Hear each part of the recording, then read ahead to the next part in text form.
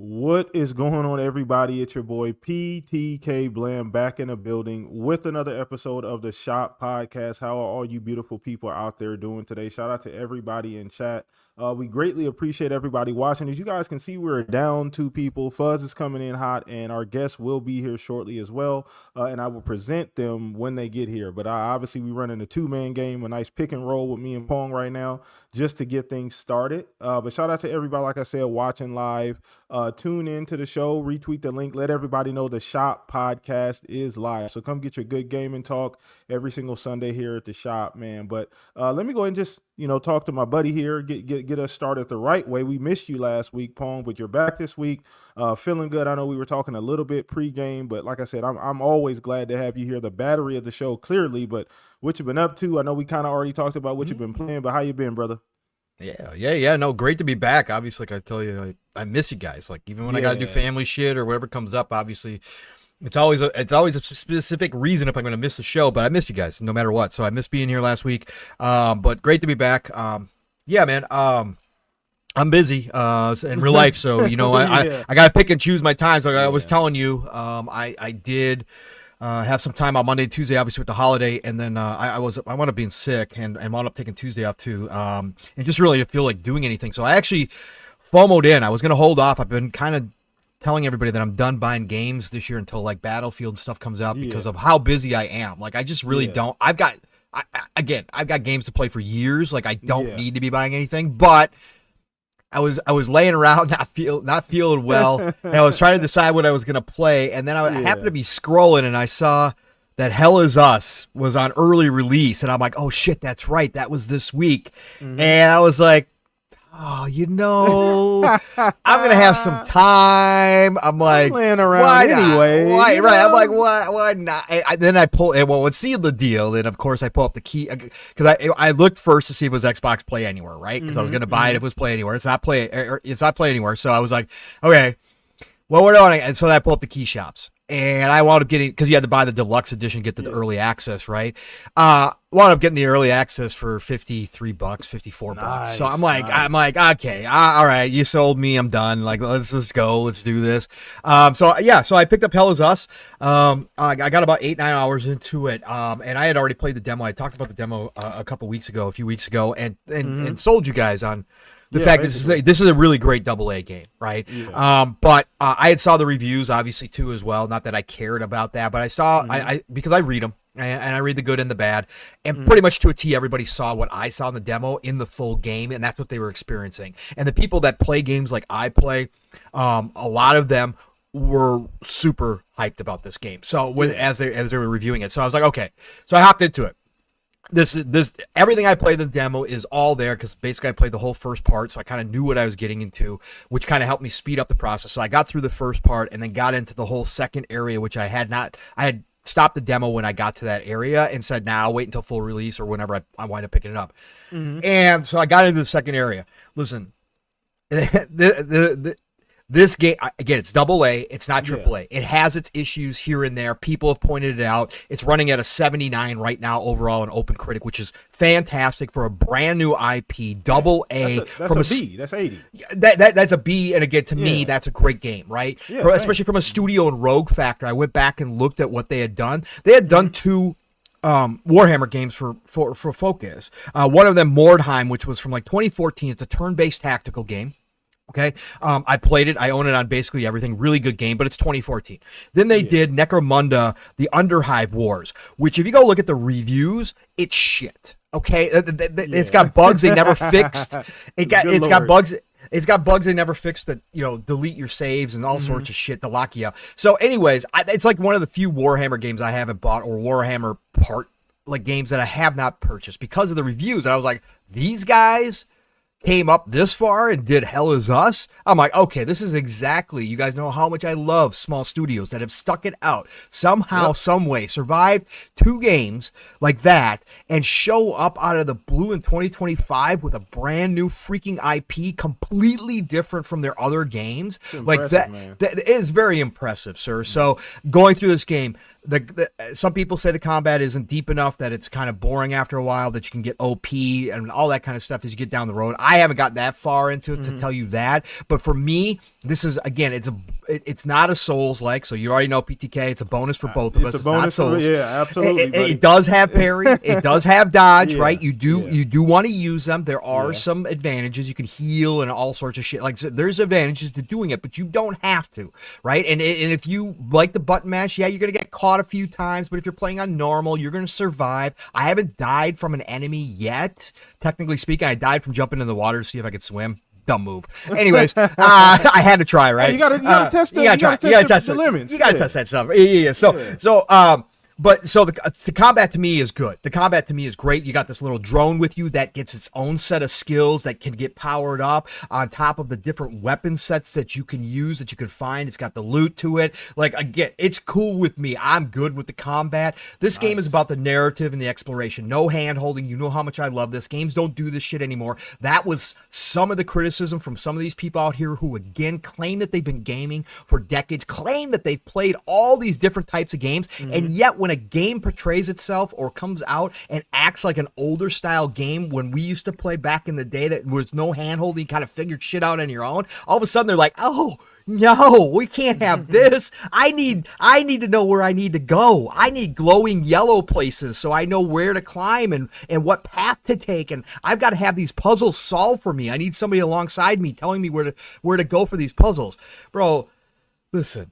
This is what gaming was originally about. This is a part of a game when you're in a survival mode kind of setting and you're trying to figure out what the hell this world is presenting you, and there's all sorts of craziness going on, and around every corner you don't know what you're going to see next. Bro, that's what this game should do, and that's what it does. None of the puzzles so far have been absolutely mind-blowing twisters or anything like that. And let's be real. If you really get stuck, the videos are all out there already. Somebody's already figured this shit out. Okay, this is 2025. This is 2025. Okay, so anyways, but the game is fantastic. The music is sublime. It's really low key, but then it picks up in areas and it's borderline terrifying at times. Horror-esque type music, but yet with this like kind of sci-fi feel to it, which is really dope. The story has actually got me engaged. I'm actually reading the lore, which is rare for me. I don't always do that. So again, it's gotten great reviews from a lot of people. A lot of people are talking about this game. I've seen a lot of people posting on it. There is a lot of awesome games out there, and this is a AA scoring a 79. It's probably going to slip through a lot of people's cracks. My hope is that it's got enough fanfare at this point that people pick it up down the road, and it's not a full price. It's not a $70 game. It's not an $80 game, right? I think the regular version is $59.99. So go get this game, put it in your back catalog eventually, whatever the case may be. If you're into this type, no hand holding, action-based combat, mysterious world, exploration. It's not full open world, it's semi-open world. It's not completely linear by any stretch of imagination, but it's not open. Go check this game out. Hell is Us has got a lot that I think you will love to the game. Again, loot, different weapon sets, all sorts of shit, crafting. It's got stuff in there, right? So go check this out. This is one of those games that sets up a sequel that could be special, if you know what I'm saying. This is one of those games that we got back in the 360 era where you went, there is a whole lot here to love, and they've already got a really great base here. If Rogue Factor comes back with a sequel to this game, I think it could be on the special level. I'm talking mid 80s, upper 80s if they pull it off, because I think they'll expand on everything and kind of fix some of the little things that people have been talking about. This is one of those games that reminds me of the old days, and I love it to death. So I definitely would recommend this one. And then if you're a Hot Shots golf fan, everybody's golf. Hot Shots came out from Bandai Namco. Go pick that up too. Again, $40. It's lacking in some areas compared to the old Hot Shots. Bandai Namco did this one versus, obviously we heard, or if you don't know, PlayStation licensed the IP out to Bandai. They weren't going to use it. So Bandai Namco picked it up, made a Hot Shots game. Listen, is it everything the old ones were? Nah, it's missing a little bit of character, a little bit of flair, a little bit of variety to it in it. But for $40, it's still Hot Shots Golf, and it's a hell of a good time. I've been playing that as well. But that's it for this week. Awesome. Sold. Everybody in chat. Shout out to you guys. Shout out to Web, Dave, She Snow, Razor, and Blue. Fuzz is on the way. So he will be here hopefully shortly. But if he doesn't, it's okay. It's all good. No worries. But he should be here soon, as well as our guests as well, too. And we will greet them when they get here. But yeah, I love that. And you know how I am, Pong. I'm with you when it comes to like AA games. There are so many games that didn't necessarily get everything right the first time. And you describing that reminds me of a game like The Ascent or something where not everything is right, but everything that needs to be there is there. And you can build on top of that and make something incredible. And Hell Is Us sounds like a game where maybe even like a DLC and a few patches will bring it up, bring it up to a much better level. Yeah, it definitely could. It's got the base there. Some of the stuff that I just think that I look at it and I go, God, man, they could expand upon this world so much, and like they could add, different layers to the combat. They could up that level. Like there is just so much here. But the drone itself is dope because again, it's got its own powers that help you in combat, so you're not on your own. You can use it to your advantage, but it is tactile because there is cooldown periods and all that kind of stuff. So just really, really unique world that they set up, and I just really think they got something here that they can build upon. Yeah, I love it. You might have just sold me. I might have to check it out. I play a handful of different types of games, but I'm always open to different things. And I always take your recommendations. At least to take a look at the game to see what it's about. So I'm definitely gonna have to look into more of that. I heard of it before, but I hadn't done a whole lot of research. So it is now on my radar for sure, brother. I will definitely take a look. Shout out to Shizno. Shizno elite in the chat too. He looks like he's playing and loving it too. Shout out to Shizno. Good to see you, brother. It's been a minute, man. So yeah, it's been a little while. I'm glad you enjoy it. Yeah, shout out to Shizno as well, too. But we're going to go ahead and get started, man. We got a lot to talk about. And that actually, ironically or unironically, that was a perfect segue into our first topic, and that's going to be fall is fucking packed, Pong. Of course. Fall is packed. And, when I thought about this topic, the first thing that popped in my mind was Golden Age of Gaming. You know that, right? That was literally the first thing that popped in my head was Golden Age of Gaming. You've been talking about this for 3 or 4 years now, and people still don't realize we're smack dab in the middle. I'd say maybe not the middle, but maybe like a third of the way through the Golden Age. It has been amazing for the last 3 or 4 years, and it's only getting better. So what I'm going to do, Pong, just to give a point of reference here in chat, I'm going to run off a few games on the list here that are coming out very, very soon. And it's actually kind of crazy when you think about it, when you start hearing some of these games. So I'm not going to do every single game because the list is too long, but I'll go through some of the more notable games just September and October, chat.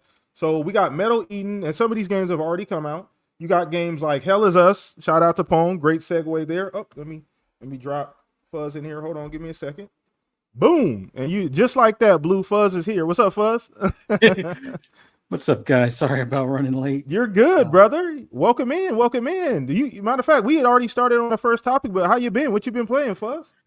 A little bit of Silk Song, and just got back from seeing The Conjuring. It was supposed to end a little bit earlier. I guess these advertisements it wasn't a full 30 minutes after the start time, but yeah, it wasn't quite the time frame I expected as far as getting back home here, but do apologize. But great movie, by the way, brother. If you're into that type of horror and, paranormal activity kind of thing.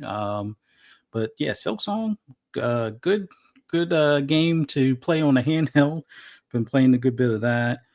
Haven't had a chance to really do much else because I'm still in the middle of moving podcast room. So piece by piece, console by console, I'm moving stuff over. So the Steam Deck is kind of my fallback right now. But other than that, glad to be here with you guys. It's been a while. Yeah, man. It's a good week this week. We glad to have you here. Blue had just asked about you as well too. So poof, like that, like a genie, you showed up. So perfect timing, brother. Appreciate that. So shout out to you, Blue, as well too. But I was going through this list, and the first topic, Fuzz, was just the fall is packed, brother. Fall this next 2 months is extremely packed, and I was already going through a little bit of the list. So I'll start over here, and this is just some notable ones. So obviously I'll be missing some double A's, probably some indie games, but just notable games. Got Metal Eden. This is September. Hell Is Us. We got the DLC for Indiana Jones. We got obviously Hollow Knight, Silk Song. We got Chronos, Hot Shots Golf, 2K26, Baby Steps. What else we got in here? We got Borderlands 4, NHL 26. We got Scape, Deep Rock Galactica, Survivor, Arctic Awakening. We got what else? Dying Light, The Beast, another big game.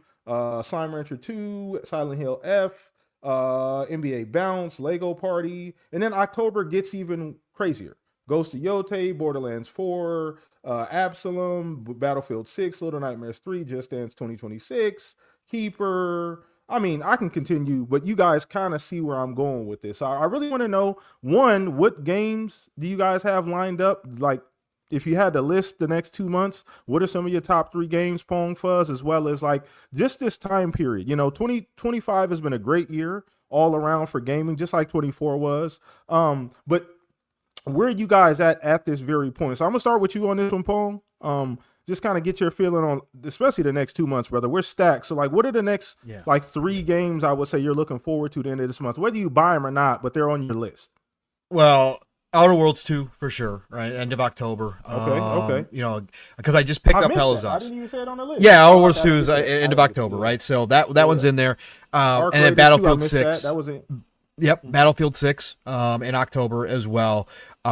Those are 2 big ones for me, right? Because I just picked up Hell Is Us, so technically speaking, I already got my 3rd one off that list already, and everybody's golf, hot shot. So yeah, like I said in the beginning, I was telling everybody I wasn't going to purchase any more games just because I'm not going to have a lot of time. But again, there is so many. Like obviously, had Randy Pitchford, my boy Randy, not screwed it all up, Borderlands 4 would have been on here too, right?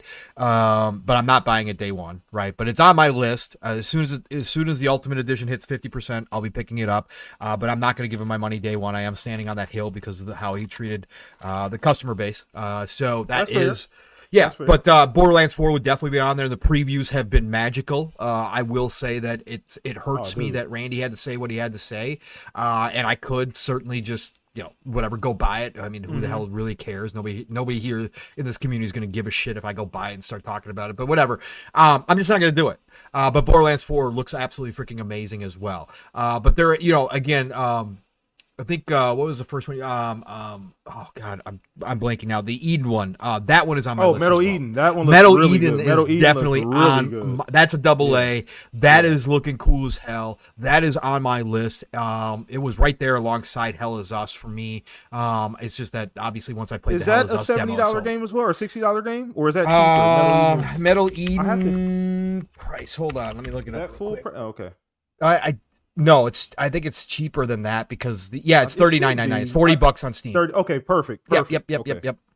So, but no, I mean, we are jam-packed. I mean, basically, there is every genre. Oh my God, you can actually get it on Aniba for $27 right now. Oh my God, that's almost just an instant buy. That's almost an instant buy, bro. Right, breaking your rules live on air. I'm done. Yeah. We got Ubisoft sales already out the gate. Yo, listen. So no, the list, and you only are grabbing a part of. There's basically every genre is covered over the next 2 months. Every genre is covered.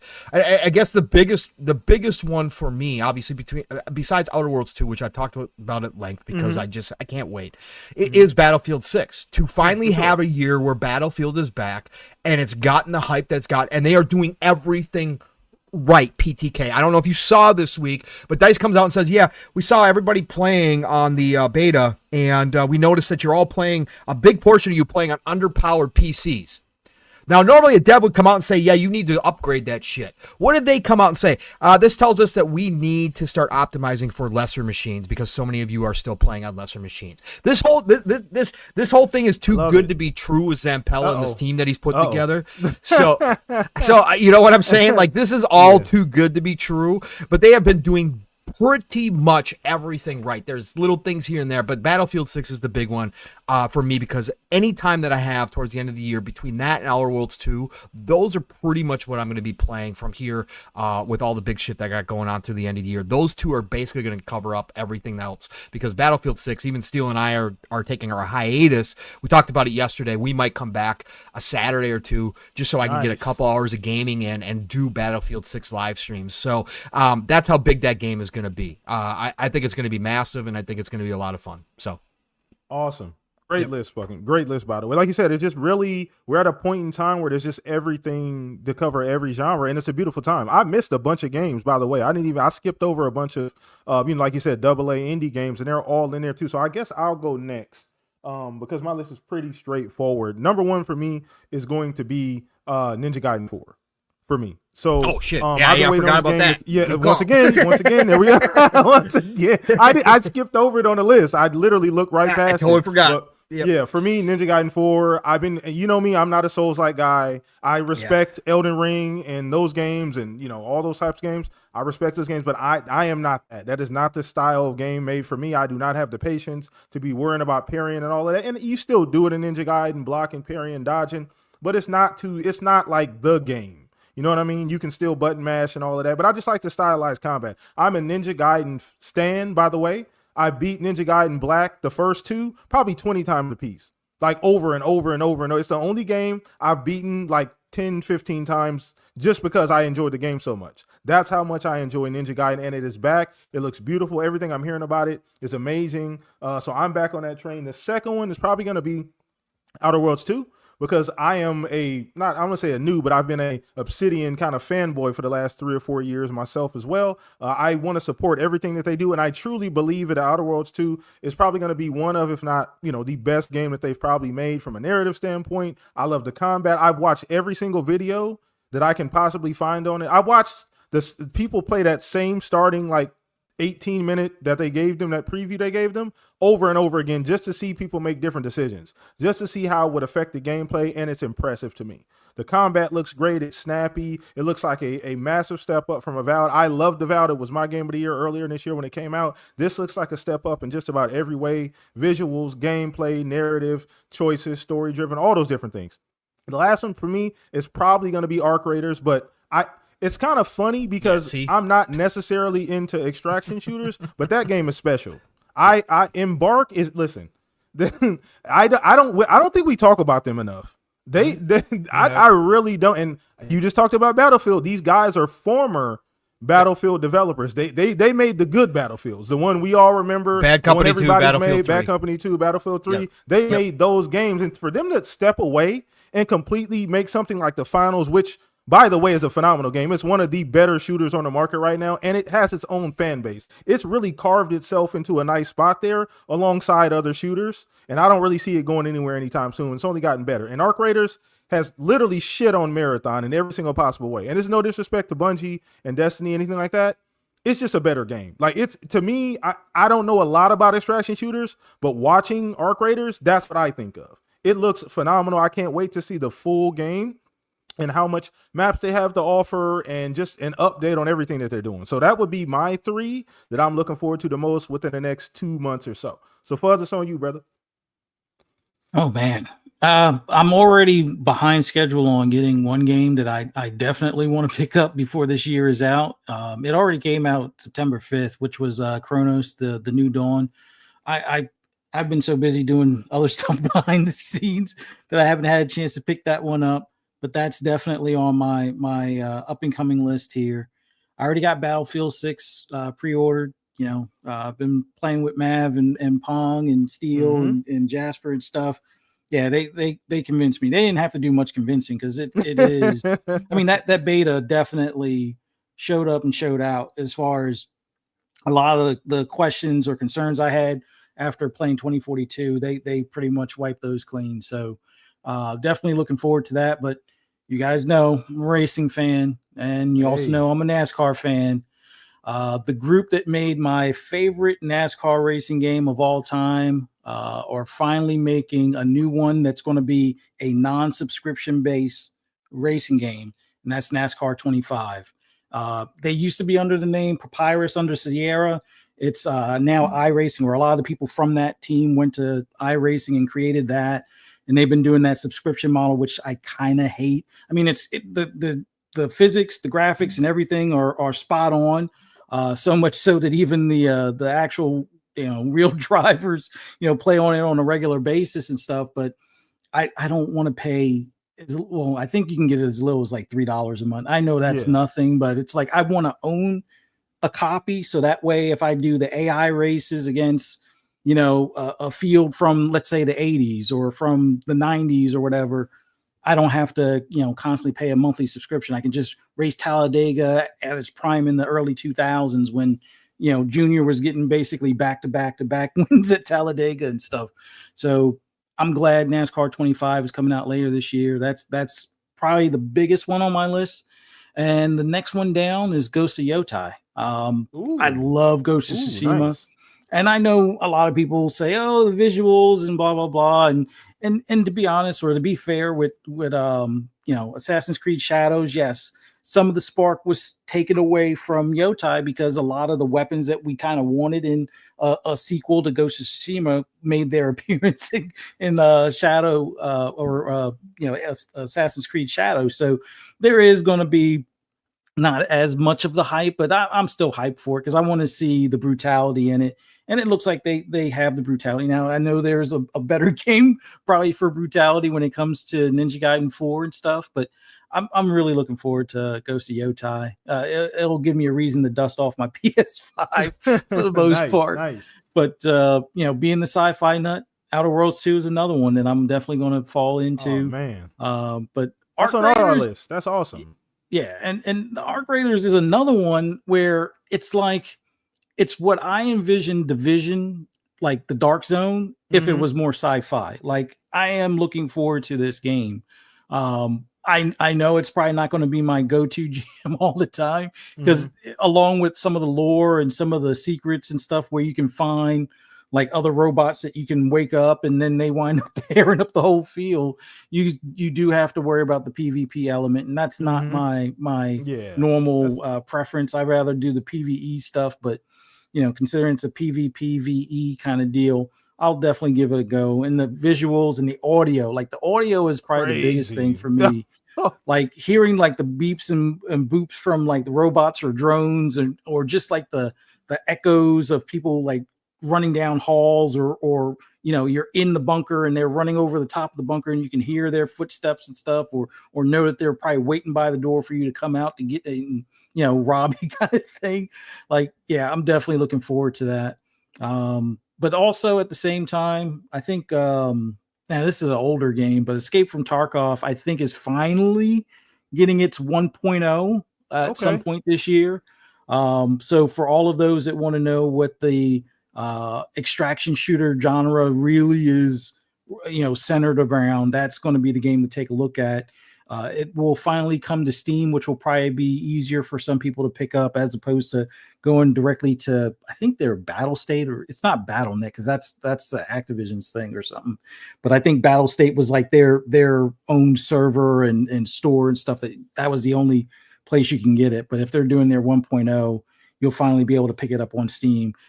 Who knows if it's coming to console? I wouldn't bank on it, but things like the Xbox Ally or any of these other PC handhelds will be like the go-between if you really want to give it a try in the Xbox ecosystem kind of deal. But those are the ones that come to mind for right now. I know I'm missing a ton of other smaller games. Like I don't think the He-Man game is coming out before the end of this year, but there are a lot of like beat 'em ups that are supposed to be coming out anytime now. Like the Toxic Avenger one is supposed to be coming out soon. No date on that. I don't know if that mouse game that's like the 30s cartoon is supposed to be this year Mouse or next PI year or whatever that is. Yeah. That game looks incredible. Games look great. Every time I see it and they add stuff to it, it looks better and better. It's great. Yeah.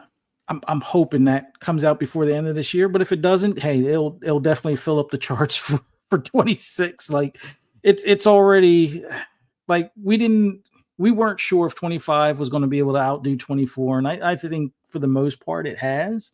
And I think 26 is going to outdo that. So it's like, are we going to be so spoiled to have 3 years back to back of outdoing the next, like, hold my beer, let's see if we can release more good games kind of thing. But yeah, those are the ones I'm excited for that I'm pretty sure are coming out before the end of this year or have release dates at this point or kind of release dates. Yeah. But there's so many other games that we know are kind of in the background. Like I guess Replace is supposed to be early 26 possibly. So we know that's probably sooner rather than later, much like Silk Song kind of snuck up on us kind of thing. So more rumors. Half-Life 3 spring of 2026. Oh my God. Can you imagine before GTA? Well, here's the thing that's funny. Like I've been hearing for the longest time, they're doing a new headset. Now I know they have a VR headset and it's like $1,000, and not many people are going to spring $1,000 for a VR headset. But I've heard rumors shortly after they had the success with the Steam Deck that they were going to do something similar, and they're targeting like the Quest. Right. So if Half-Life 3 is another VR also playable on console and PC type of title, that might be the launch title for whatever this secret rumored, VR set that's going to be 400 to 500. They got their own console coming out too. So. I was going to say they had reports of they had just patented a bunch of things for like hardware, basically. Yep. It wasn't specific, but it was definitely hardware. Yeah. I've been saying that for 2 years now. Like ever since people were like, "Oh, when is Xbox OS going to come to PC?" I was like, it's got to be soon because Steam already has it for console. They already got it in the works. Like they've had it since I would say the second year of the Steam Deck. They've been playing around with stuff. But yeah, that console, I'm curious what that price point's going to look like. Or if Gabe and Phil had a conversation, it's like, you know what? We're going to allow Steam on yours, and you can allow Xbox. I don't know. Or that'll be one of the impression third it's going to be primarily just Steam. Yeah. But maybe it has access to Game Pass on it because I could see Gabe doing that type of thing. Or maybe they do an Xbox branded. Like again, maybe they are one of the third parties that has a different line as well. I mean, after the price points of the Legion Go just came out, are we seriously worried? Buzz? Like, I mean, $1,500 for a handheld. Okay, I mean it's a great handheld, but $1,500 that's a '97 Civic. I ain't worried about the consoles being 900 or 1,000. All right, if they're gonna drop $1,500 handhelds, okay, I'm just saying. Nah. I mean, it will make the price for the Xbox Ally look even better now. But yeah. Man, that's the thing. It's like we're going to get all these great games and hardware is going to keep creeping up to the point where by next generation, we're going to have to rent these things. We're going to have to do a Blockbuster makes his big comeback, renting hardware. Man, like to gamers. Yeah, but no, I know there's some hardware on the way from Valve, and I think it's going to make things interesting because if they do come in at a price point similar to the way they did with the Steam Deck, maybe that keeps things from getting too ridiculous. Like, because Gabe he's not opposed to taking a loss on stuff, but he isn't going to, break the bank taking a loss. Like that's the way the Steam Deck came in.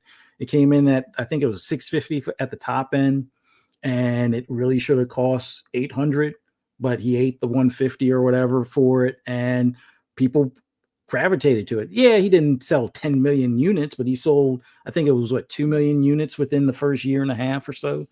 So him making a console, partnered or not, maybe that's the way that we keep these things under $700. Well, we'll see if that happens because they've done that before. Oh, looks like the guest is here. They've done that before. I know the first time around when they attempted to do it, they had HP, Dell making those Steam boxes and things, and it wasn't. It was weird because everything was proprietary, and it was all the boxes were different, and it just wasn't the same. Build quality was different from box to box, so it caused a lot of issues, and it just never actually took. And that controller was insane. That was a touch controller. What was it? That controller they had no buttons or whatever. Maybe one button or a joystick or something. They had one joystick with a one touchpad. I think. Was what it was. With like a touchpad. I mean, the touchpad now probably wouldn't seem so bad, but back then it was definitely alien. Like, what? It was. So let me introduce the man of the hour, Mr. Korkenstein has joined us. What's up, brother? What's up, buddy? How you doing? I'm good, man. Glad to see you. Glad to have you here, man. I just was. Are you live right now? Yeah. Oh, I thought it was 4 p.m. PST. No. It's all good, brother. We're good. No, you're good. We've been live for about 30 minutes now. It's all good. My bad, man. No worries. You're good, man. Hey, fashionably late, man. You look good. How you doing?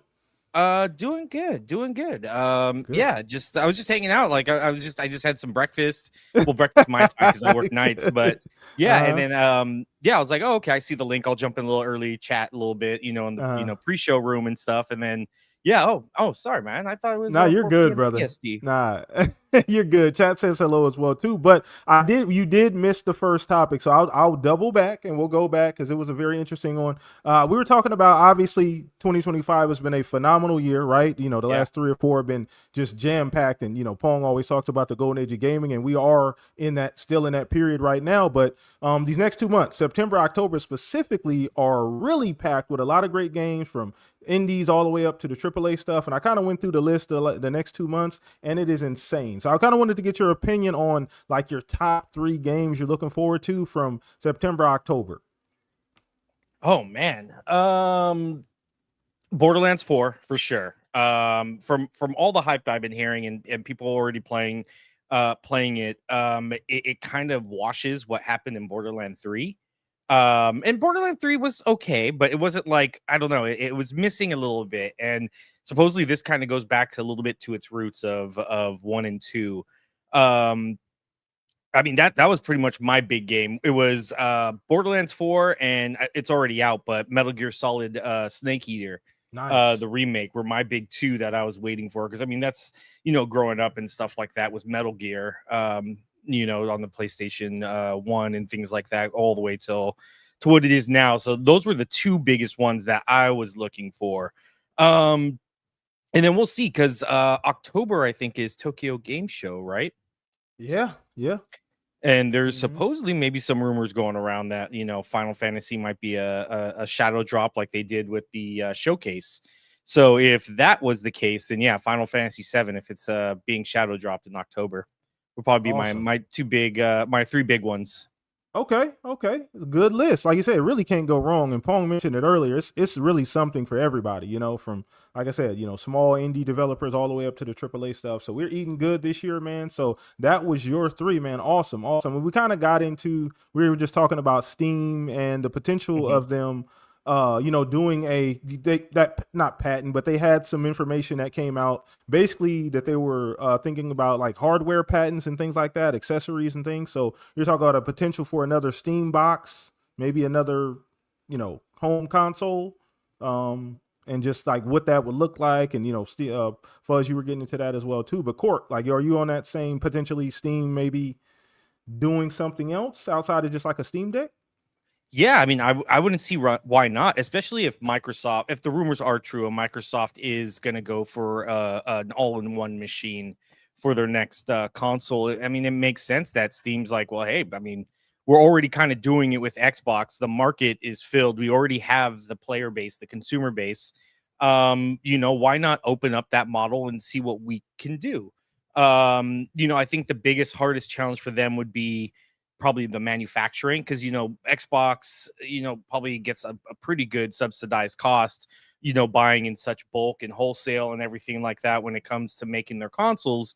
I don't know if Steam would have that luxury, unless that was maybe part of the deal. Maybe, hey, Microsoft's like, hey, you know, let's put Steam on the next Xbox, and, you know, we'll slide you some manufacturing, some fabrication contacts, and kind of help you subsidize whatever cost and things like that. Or they could just be looking at the market and being like, hey, consoles aren't really doing what they're supposed to, but maybe people will buy into it knowing that they can access their Steam games anywhere. It's interesting. I would like to see exactly what they do. I know that the Steam Deck 2 supposedly has been rumored for a while now. That I guess there were some documents that leaked or something. I didn't read too much into it. I just saw it briefly passing on Twitter that they're looking at making another one, which I don't doubt. I mean, handhelds right now are kind of all the rage, especially once the ROG Ally comes out. MSI Claw's killing it with theirs. I think they just dropped their newest one. It's like the Claw 8 AI Plus or something like that. And it's supposed to be pretty beastly. Yeah, I mean, there's plenty of space for people to get into this market, and especially if Steam kind of does their own thing, they would have to probably make it modular. I would say, kind of open up that to let people put what they want in. I know their handheld isn't, but it probably would be integrated if they did kind of go that console route. But I would say a modular console is probably like the next upgrade, more in line, especially if Xbox is doing the whole PC thing. Yeah. More and more, just make it modular. I would say Steam might be the first ones to do that. But who knows with this next technological advanced, however Sarah Bond said it, maybe Xbox might be the first to the market with that. Awesome. You guys got any additional opinions on some of the things he might have said? I know, Fuzz, you just mentioned the swap with Microsoft and Steam, and potentially them kind of, hey, you get Game Pass, maybe we get Steam, maybe there's a trade-off there.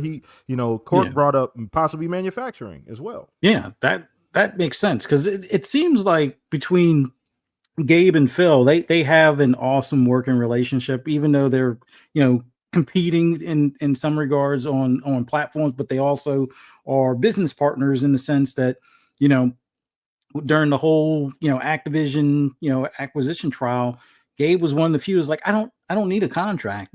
His word is gold to me, kind of thing. So it makes sense that they have something worked out. We'll probably know more within like the next year or so, or sometime between now and June showcase. But I would hope that manufacturing aspect, just so it kind of keeps costs reasonable to some extent, that would be an awesome thing. Even if it means that, hey, they're using that same chipset or something like that. Hey, we sell it to you at the cost that we're paying, or something like that, as opposed to AMD charging Gabe the 15% more or whatever that they might, because he's not buying as many units or something. So yeah, the manufacturing aspect would be great, but I'm figuring there's also going to be some sort of like store trade stuff, whether it's Game Pass on that Steam console or something along those lines, because I think that would work out for both parties, especially if they're getting a piece of the pie of subscriptions or something like that. Yeah, no, that makes a lot of sense. And I kind of wanted to ask you a question, Pong, before we move on to this next topic about costs. I know we were just talking about that, and you mentioned how, and Cork just mentioned it too, as far as like how handhelds, we're kind of in a boom for those right now. So, Steam being where it's at, having essentially like the premier handheld. And I'm not going to say it's from like a power standpoint, because there's a ton of other handhelds that have far more power, that screens look better, that are, that can do more things. But that is the de facto handheld. It's a perfect balance between functionality, power, as well as cost. So they do have that going for them, and a lot of other manufacturers don't. So if they do decide to do like a console, you think price is probably going to be the biggest thing for them? Yeah, but I think I think the point being is that they're going to offer, probably, like I said, like I think Gorgenstein brought it up as far as a modular, or offering different options as far as power goes, since it will be obviously more PC like. Again, that's what the original Steam box was going to be, offering different power levels, and having a couple price points there, just like they do with the Steam Deck, right? Even memory does that. You wind up with different price points, but I think that's what will wind up happening. But I think we are I say this because it's kind of the way the market's going. We are entering an enthusiast spot with a lot of this stuff at this point. I don't know if we're going to have cheap consoles anymore, right? I think your Switch 2 might be your base floor, as far as price point goes. I really think that we are at that point, because to Fuzzy's point, and just what we see in general, these devs, most of the devs aren't optimizing anymore to the degree that they used to. They're not interested in looking at weaker hardware. I just talked about it with DICE actually coming out and saying that they're going to do that, but DICE is that was like a win for DICE just to even say that, because most devs won't even come out and say that they're going to optimize for weaker hardware, because so many people are still using it. So I think this is kind of bleeding into the console market, because this is kind of I think the PlayStation 6 is going to be expensive, even if they come out with this PlayStation 6S, whatever that turns out to be. I still think you're looking at a minimum of what a PlayStation 5 Pro is right now for that weaker model, because I think that we're adding AI, we're adding so much hardware wise to these machines at this point, and especially Xbox, they're going to be adding a ton of different custom chips and stuff to it. I think that's where we're at. I think we're looking at the norm becoming $7, $8, $9, $1,000 for a console, and I think people are gonna have to make hard decisions, right? We're getting to that point where people are gonna have to look at it and say, okay, I can't maybe own all of these. Like, I am going to have to limit myself to one, or I am going to have to think about a gaming PC for finally, and maybe just biting the bullet and paying more up front, but having something that will, kind of play everything at a high level. But I don't think that the between PlayStation and Xbox and somebody like Steam, that the old days when we had these individual ecosystems that were relying on exclusives and they needed people to buy into that ecosystem by buying the hardware, they were willing to take that loss up front on the hardware to get people in, and then they would make it up on the accessories and on obviously the exclusive first party titles that they were selling, right? They would make it up on the software. That is gone now. That model is diminishing. That's why we see them all, kind of start to go third party, especially Xbox, obviously, but even PlayStation putting their games on PC. I don't think any of them are willing to take that loss on that upfront loss on the consoles anymore. I think they're going to pass that expense back to the consumer, us, the gamer, and say, no, you want to come play here, you want the box, we're giving you lots of options to go play our games. There's a lot, especially Xbox, right? They're going to be able to say, hey, you can go stream, we're going to do all this for you, you can go play your games on your TV, you can go play your games wherever you want to, but if you want that box, you're going to pay for it. And I don't think that Gabe and Steam are going to say, yeah, we're going to cut you a break to get you in on the Steam. I just don't, they don't need to. They've got the name. They're going to have Half-Life 3. If you think Half-Life 3 is going everywhere, you're nuts. Okay, no, they're going to hold Half-Life 3 hostage between PC and the Steam box, but that's going to be the Steam box seller, right? You've waited now, whatever it's been, 15 years for Half-Life 3. Come buy a Steam box, okay? Or buy a Steam Deck, right? That's what they're going to make you do to get that game. And I just don't think that they're going to be like, yeah, we'll eat $150 a box. No, they're going to pass that on. They're going to say, no, go ahead. You want to come here, you're going to have to pay up this time. That's crazy. Just my opinion, my feeling. No, once again, I understand. I mean, things are looking at. This is the first generation where the hardware is guiding. I see the Legion go for $1,500 BTK. Like I saw that and I was like, you got to be like, I understand it's amazing. Like it's great. $1,500 for a handheld. That's crazy. Yo, I got to be playing on that thing 24/7. Like that's got to be my main box if I'm spending $1,500 over something like that. That is insane. But when I saw that price point, and yeah, people freaked out about that, but that's becoming like a norm. People are used to seeing these prices now. Like the ROG Ally X isn't going to be cheap either. People are starting to get used to those prices. We know companies just. That's what they do, psychologically speaking. They get people worn down. They get people used to it. $70 games are now just the norm. It's no big deal. Yeah, and all of a sudden, it's like, yeah, man. Yeah, I guess I'm going to have to go get that second job, right? Guess I'm going to have to go put that overtime in. That's what it comes down to. But we are at that point. Unfortunately. I don't like to say it, but I think we are. I'd say, I kind of agree with Pong on that. I think I think if anybody has kind of set themselves up to be like a loss leader in that sense, to where the box is just a means to an end to get people into the ecosystem. I would say Xbox is probably best set up for that. Well, PlayStation relied heavily on hardware. They pushed it, they marketed it. That was a lot of their bread and butter. But with Xbox, they've always set themselves up for consoles to kind of be a loss leader, to get people into the ecosystem to buy the software and to jump into the MTXs, the microtransactions, or live service aspect.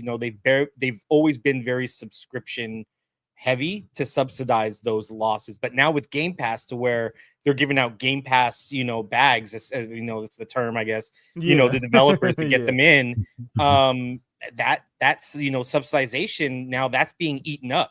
So what are they going to do? And I think Pong might be right. I think majority of them probably will have to end up, passing the cost on to the customer. And, not to get political or anything, we'll see what happens with all the tariffs and all that stuff going on and things like that, how that's going to pass on to, Vietnam and China and where all these manufacturing hubs are. They're not just going all those places. They're not going to eat the costs. So, it's definitely at the end, the consumer's probably going to have to end up eating them. And then Korkestein, when the tariffs go away, those companies say, hey, everybody was buying our stuff still anyway. So, exactly the same. Terrible. It is a cold world out here, man. He's right. He's right. Out here. No company is going to be like, hold on. We're going to lose money on this. Like, no one's going back to the pricing at all.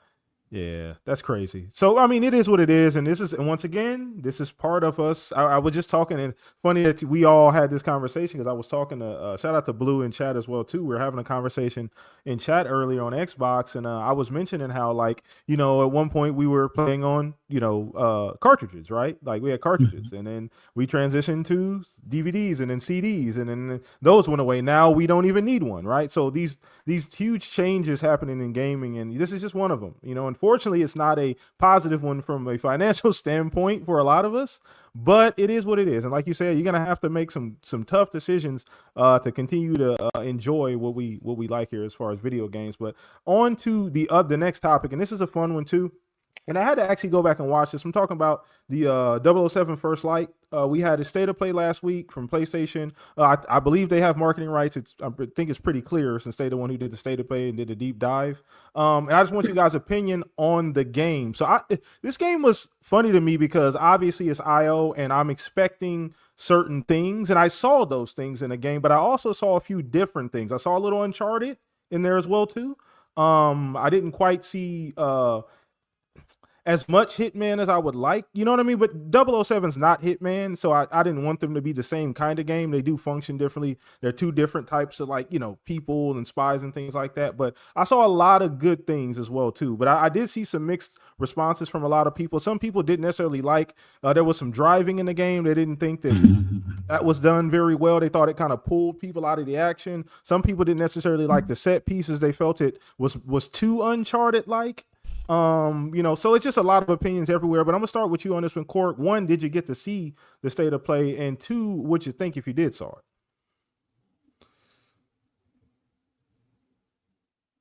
Oh, is he muted? Sorry, there we go. No, my go. mic just underneath here just decided to like jump off the mount. Yeah, so I did see it, and it looked amazing, and I didn't really realize it until Boom said it. But Boom mentioned that Quantum Break kind of looks a little bit like Quantum Break in a sense for that. Leave it up to Boom to pull out old Xbox games that are just man. Talk about the ultimate fans, man. I'm telling you, Boom is one of them, bro. It's just hilarious how he does that. Well, visually, not that he's wrong, but Quantum Break also took from other games as well. Like, again, anyways, sorry, I'll wait for my turn because the Uncharted comparisons are like whatever too. But anyways, go ahead. Go ahead. No, definitely. Yeah, I kind of agree with him on that. I do think the driving, when I was watching it, I was like, it looks sluggish. Like you would think. I get the car that maybe they're kind of using is a little bit more of a muscular car, so it doesn't have like it's like muscle versus sports. That's what they're kind of showing. I think it was a little too heavy-handed. The driving should be sleek. It should be fun. It should be engaging, fast, quick.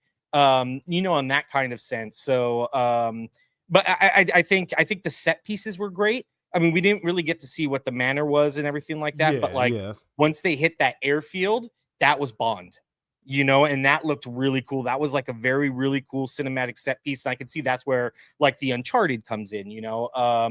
That kind of thing. It looked great. I think I love the mechanics of it and how they're utilizing. It's not just kind of like how Hitman was in a sense where you can do a lot of things. It was very easy to manipulate the inventory. This one seems it's a little bit more focused and more grounded to where it's like, yeah, I mean, you can only bullshit so much. So you're bluffing and that you can only do it maybe once or twice depending on what you're doing. They definitely limit it and they make him feel, because it's not a prequel. He already has the 007, moniker, but it's more so like he's still a rookie.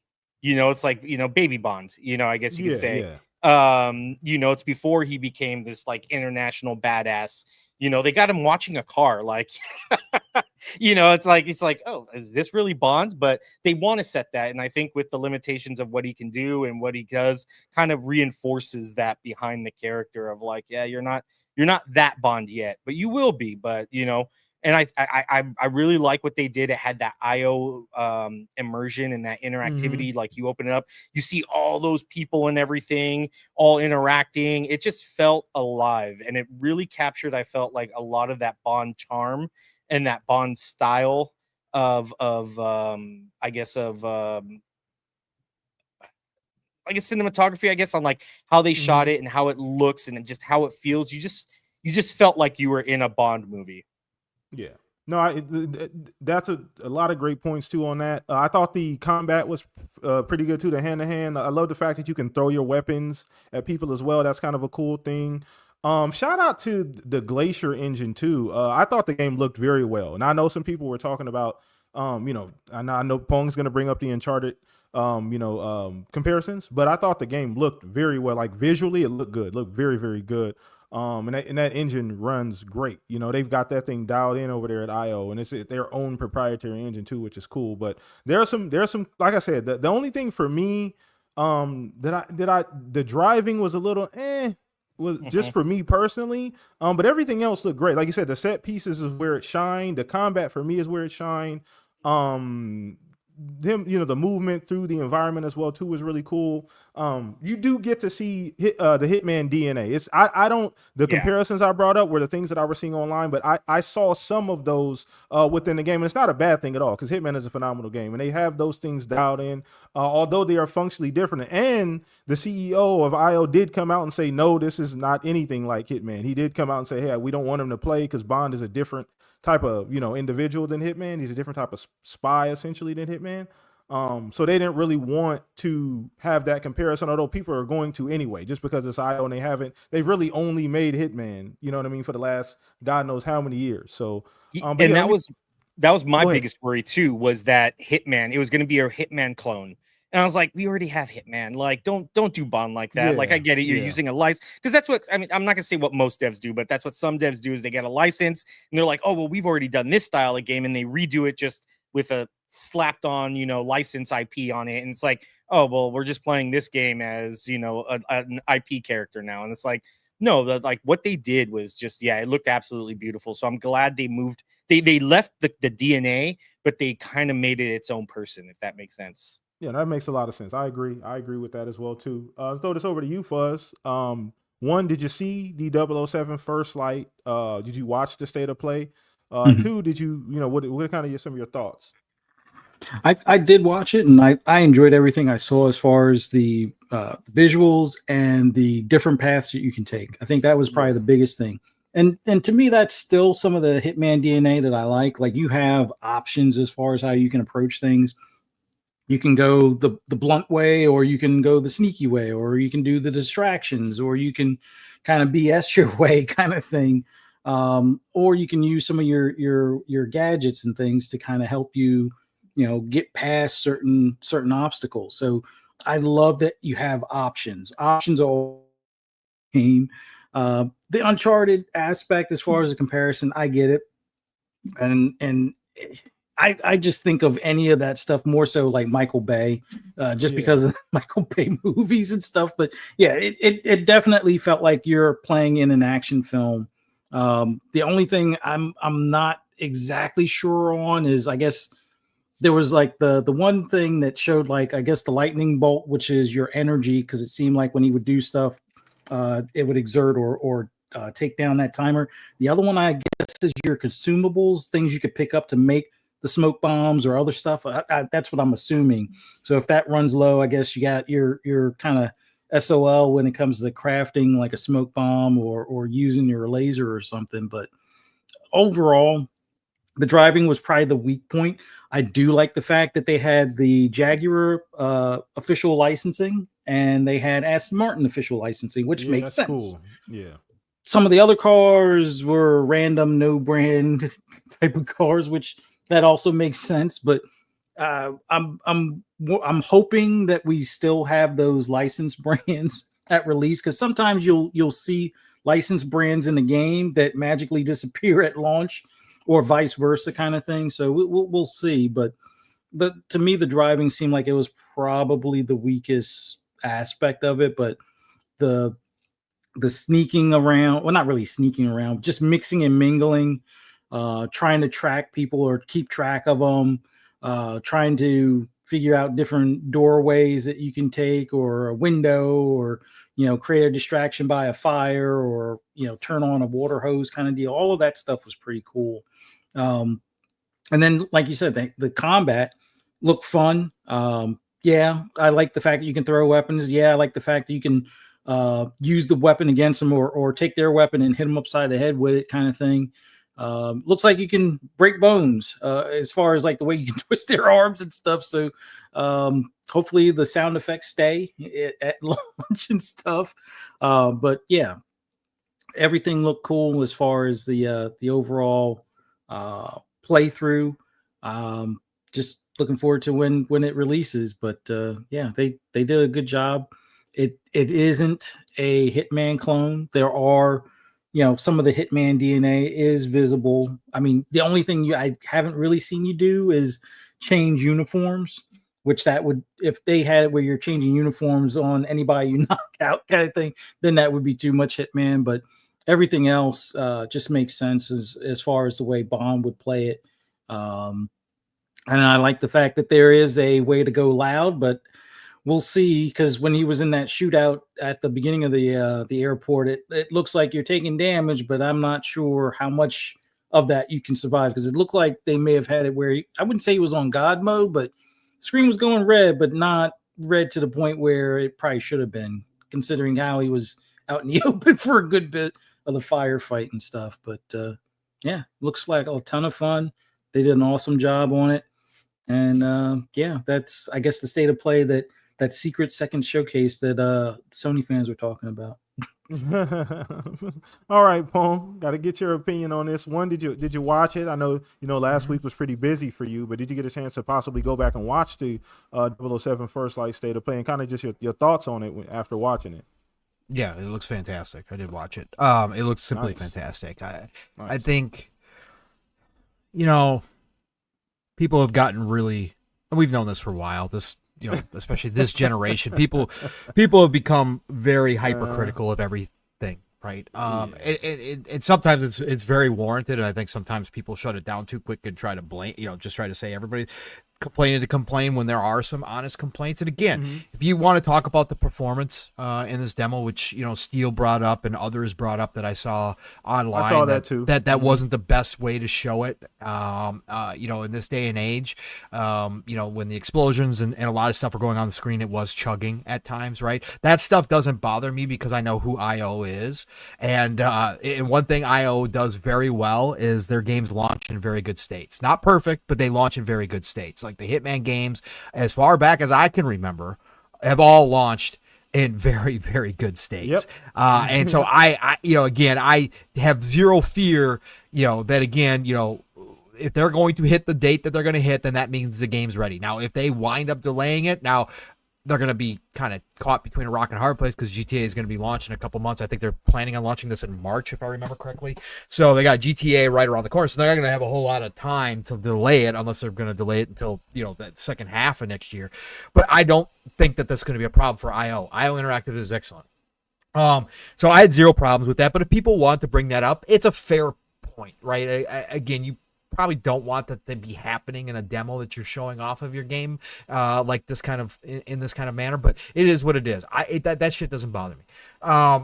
The game looked and felt like Bond. It did not look and feel like Hitman. I saw people saying it was a reskin of Hitman. I'm like, what are you guys talking? You guys are just throwing stuff against the wall, bro. First of all, of course there are going to be Hitman elements in this game, because it lines up perfectly with some of what Bond does, and that's why it made all the sense in the world when it was announced that IO Interactive was going to take over the James Bond IP. Everybody was like, hallelujah. They're like, this is like just a straight up perfect fit. It's one of those devs that just were made to work on this IP from their other games. And so, of course, there's going to be some Hitman to it. But to sit there and say that it was a reskin, what? Are we watching two different things? This is nothing like Hitman, okay? And from what I was seeing. But they nailed the writing so far. Right, sounded like Bond, right? A young Bond who's not quite all the way to that level, and yet he still had that flirt to him. He still had that suave to him, right, in certain scenes. So all of that fit right in. The action was straight out of Bond movies. Again, people complaining about exploding barrels. Have you ever watched a Bond movie? Have you ever seen that the Bond movies are nothing but set pieces all the damn time? Just like Mission Impossibles, just like all these types of movies. That's what they're made up of. I mean, in between them drinking martinis and having sex with multiple women. Yeah, you're going to have set pieces. Go back and watch Timothy Dalton enter a base and have these giant, using metal containers full of gas to push past because nobody wants to shoot him, and then he winds up shooting them all and exploding everybody. Listen, this stuff has been done forever. This is straight up action movie style. Of course it's going to be like that. Of course it's going to remind you of Uncharted, but why is it always Uncharted that's brought up? Every third person action adventure game that's been made going back to that era has this type of feel. Like Boom said, Quantum Break is in there. Of course it is, right? Again, Uncharted. Yes, of course, Uncharted. It's a fabulous game. Again, Uncharted 2 is one of my goats of all time. I love it. I love Nathan Drake and I love Uncharted. But every third-person action game set with that kind of camera angle and having set pieces, yeah, that's what the game's about, right? That's what everybody was complaining about Indiana Jones being first person. Oh, it doesn't feel like Uncharted. Uncharted's better because it's third person. Listen, y'all, make up your freaking minds. Of course it's going to be like Uncharted. That's a freaking compliment to me because Uncharted was amazing looking and it was an amazing game. But I can't believe that people bring this stuff up like they're making some kind of real big point. Ooh, I got that one, man. Yeah, this looks like Uncharted. Of course it fucking looks like Uncharted. Anyways, again, the action, the acting, the writing, the music, all of it was there in this. I thought they nailed it from that point. Yes, you could complain about the performance if you want to a little bit. The driving, I expect to be arcadey because, again, Bond does a crazy shit with his cars that is not possible. Yeah. I'm not looking for, Forza or GT levels of driving here. Like, that's not what I'm going to play a Bond game for. I hope it feels kind of crazy and kind of arcade-ish. I didn't have a problem with that. And again, if the stuff that they needed to tighten up, they've got plenty of time. This is IO Interactive, one of the best devs out there, one of the most consistent devs out there, let's put it that way, in their games. And I think that they will have that stuff tightened up. They will have this stuff polished that some people were complaining about. But I think first overall impressions, I'm glad they got the James Bond IP. I can't wait for this game to come out. It's going to be a blast to play. I just know it is. Yeah, and listen, at the end of the day, I started the conversation that way, but it's IO. Like you said, you know what I mean? At the end of the day, they're very, very good at what they do. And I brought up the Glacier engine, that it's a phenomenal engine. They're going to dial that thing in. So I'm not worried about performance. It's exactly why I didn't bring this shit up, because I could care less, because I know what they're capable of and I know how they put games out. When's the last time you said IO put out a broken game? I can't even remember. Or a game that came out in bad shape. I cannot remember any time recently. Maybe probably not this decade. Hitman had server connection issues with their hub. Like, that's like one of the main complaints. It would disconnect. But like the game itself, performance wise, there was very little issues. It was extremely polished. And it's like funny because they still do have those connection issues. Yes, they do. Still do. Like years later, I went back and replayed it because I was like, oh, the casino where like they did the whole thing. Yes. And it was like disconnecting like every 5-10 minutes. Hopefully they can dial that in, right? Hopefully I don't think we're gonna have a hub for Bond, so I don't think we're gonna have to worry about that. Good point. So so overall, I mean, after looking at the game, sounds like all of us are on board with the game. I don't think any of us are too down on it. There may be some things that they're changing. I do think about replayability along the, but they're good at that too. They've been able to extend the lifetime of Hitman for up until now. They've added all these types of new things. So I have no doubt that they might have a roadmap for this game, depending on how well it does. Maybe all the content is there day one and that's it. But I have a feeling that they probably are looking at some extended content down the road, especially if the game does well enough. But yeah, I think we're going to go ahead and move on from that topic, because I got another interesting one that I really want to get our bars off on this one. And that's Wolverine. I saw a tweet, and obviously we are going to speculation town on this one. Thank God, Cork, we have a mayor or co-mayor here, so we got the big golden key, so we can go in the buildings. You do. We got full access. We got full access to speculation town, Cork. And no, if you've never been there, welcome. Maybe you've never been to Speculation Town Court. Welcome. But of course, yeah. He's on with Boom. He's been on. Yeah. He's been in Speculation Town all the damn time. So I've heard things about Wolverine as well. So I'll go into that one. Got it. Sweet. Awesome. Shout out to Ron too in chat. He said Mind's Eye 007. Well, we'll see. We'll see about that. But hearing some rumors about Wolverine that there potentially is another state of play at the end of this month. Now, I'm not even talking about sources. I just kind of want to bring this up because sources come and go. You never know how true things are. And I've seen it from a few different people and it's kind of been going around. So what do we know about Wolverine? We know we haven't seen it in a few years, right? We haven't really seen it since the first. And then we also know that they had a massive leak, right? The entire game basically was online for people to watch, like whatever they made up until that point. So we don't know how much that they had to do over, if they've completely started from square one and say, you know what, let's start all the way over. We don't really know. So I'm curious about Wolverine, where it's at. When is it coming out? What state is it currently in? And I'm gonna start with you on this one, Cork. I know you said you might have some additional information besides what I saw, but just where you at on this possible reveal at the end of this month. Yeah, it'll be interesting. I expected this to kind of come a little bit towards like the start to kind of for Sony to revamp, because that's what Xbox did. And it's worked insanely well for them. They, at the beginning of the year, end of January, beginning of February, they had this massive, dev direct. And they showcase some awesome stuff. And I figured, hey, that would be probably the best time to kind of compete and show Wolverine as well, get the people talking and stuff. So I didn't expect a state of play from it. They've had issues with the game. So you mentioned the leak. So this is just what I've heard. Sony didn't like that people, we talked about it, where people get IPs. Let me make sure. Cisno said it, as well. He was Wolverine. This is where people get these massive IPs and they're just like, Spider-Man, we'll just post Wolverine right over it. And that's what Sony heard. And that's what they saw when the leak came out. People were just saying it's a Spider-Man reskin.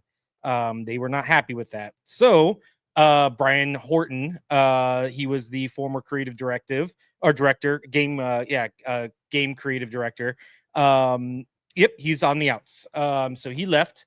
And Marcus Smith, I think, who did Ratchet and Clank, took over.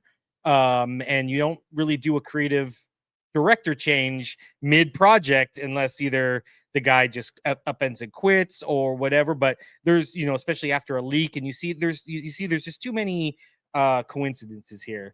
And Sony went back to the drawing board. And that's why you haven't seen. So that's why people were like, oh yeah, Wolverine 2025. I was like, you might want to scale that back a bit. I think it's probably going to be 2026, if anything.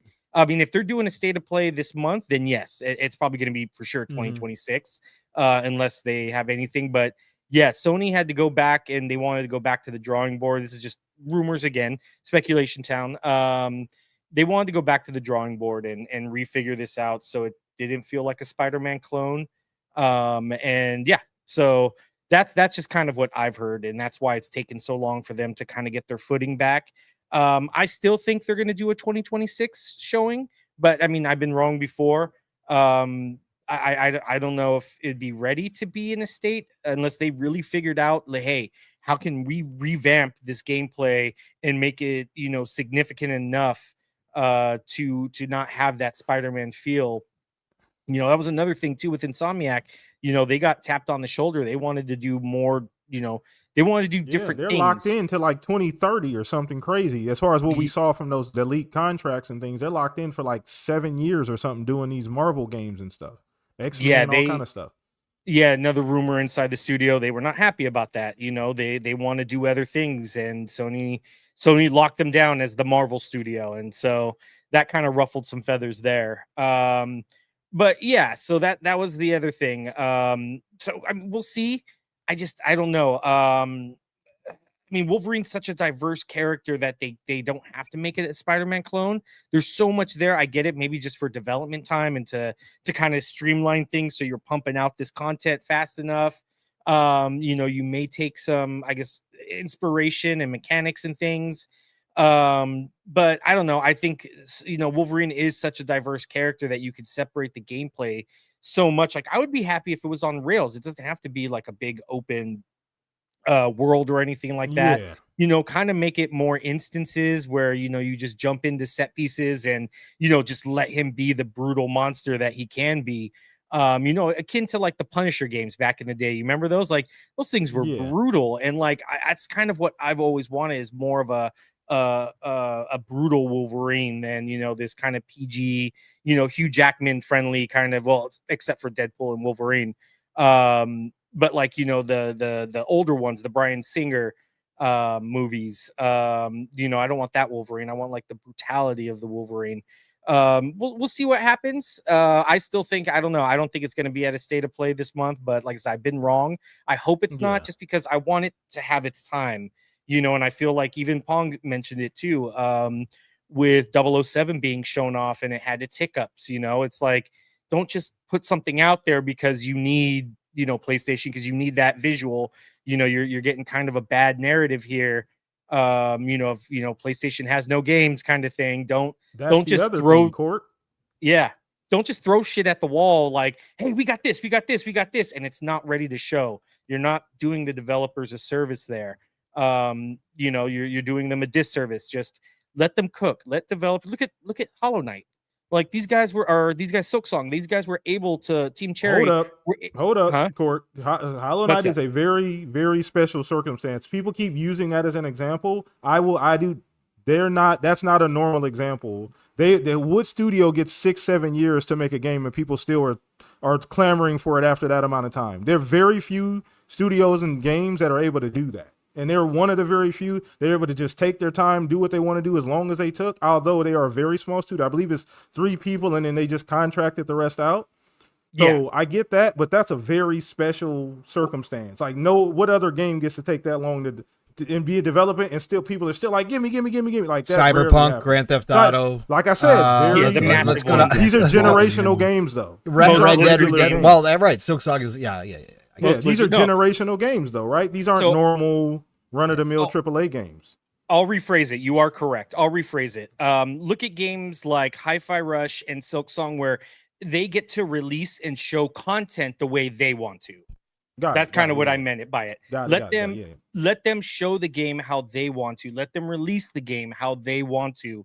And look at the success that they've had. You know, when a developer's allowed to cook and do what they want to do and show it in the way they want to show it, it's 9 out of 10 times always way better, because they know the game, they know how it is. And that's where I kind of want PlayStation to be like, yeah, I know you're kind of in a dark time right now, but just don't throw shit at the wall and be like, look what we got, and it's not ready. So hopefully that's not the case. You know, we got plenty of games all around, whether you're on Steam, Nintendo, Xbox. I mean, even PlayStation's third party, you know, stuff is still hitting, you know, like all the other platforms. So, you know, take your time, cook a little bit with it. And, you know, because Wolverine has a lot, I mean, that's Disney. You don't want to piss off the mouse.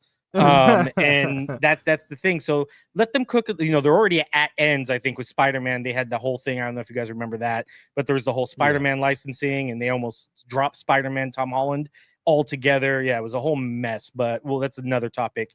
So yeah, just let them cook. Let them do what they have to. If it comes out with Wolverine, maybe, you know, I'll see what it is. But I kind of hope they save it for 2026.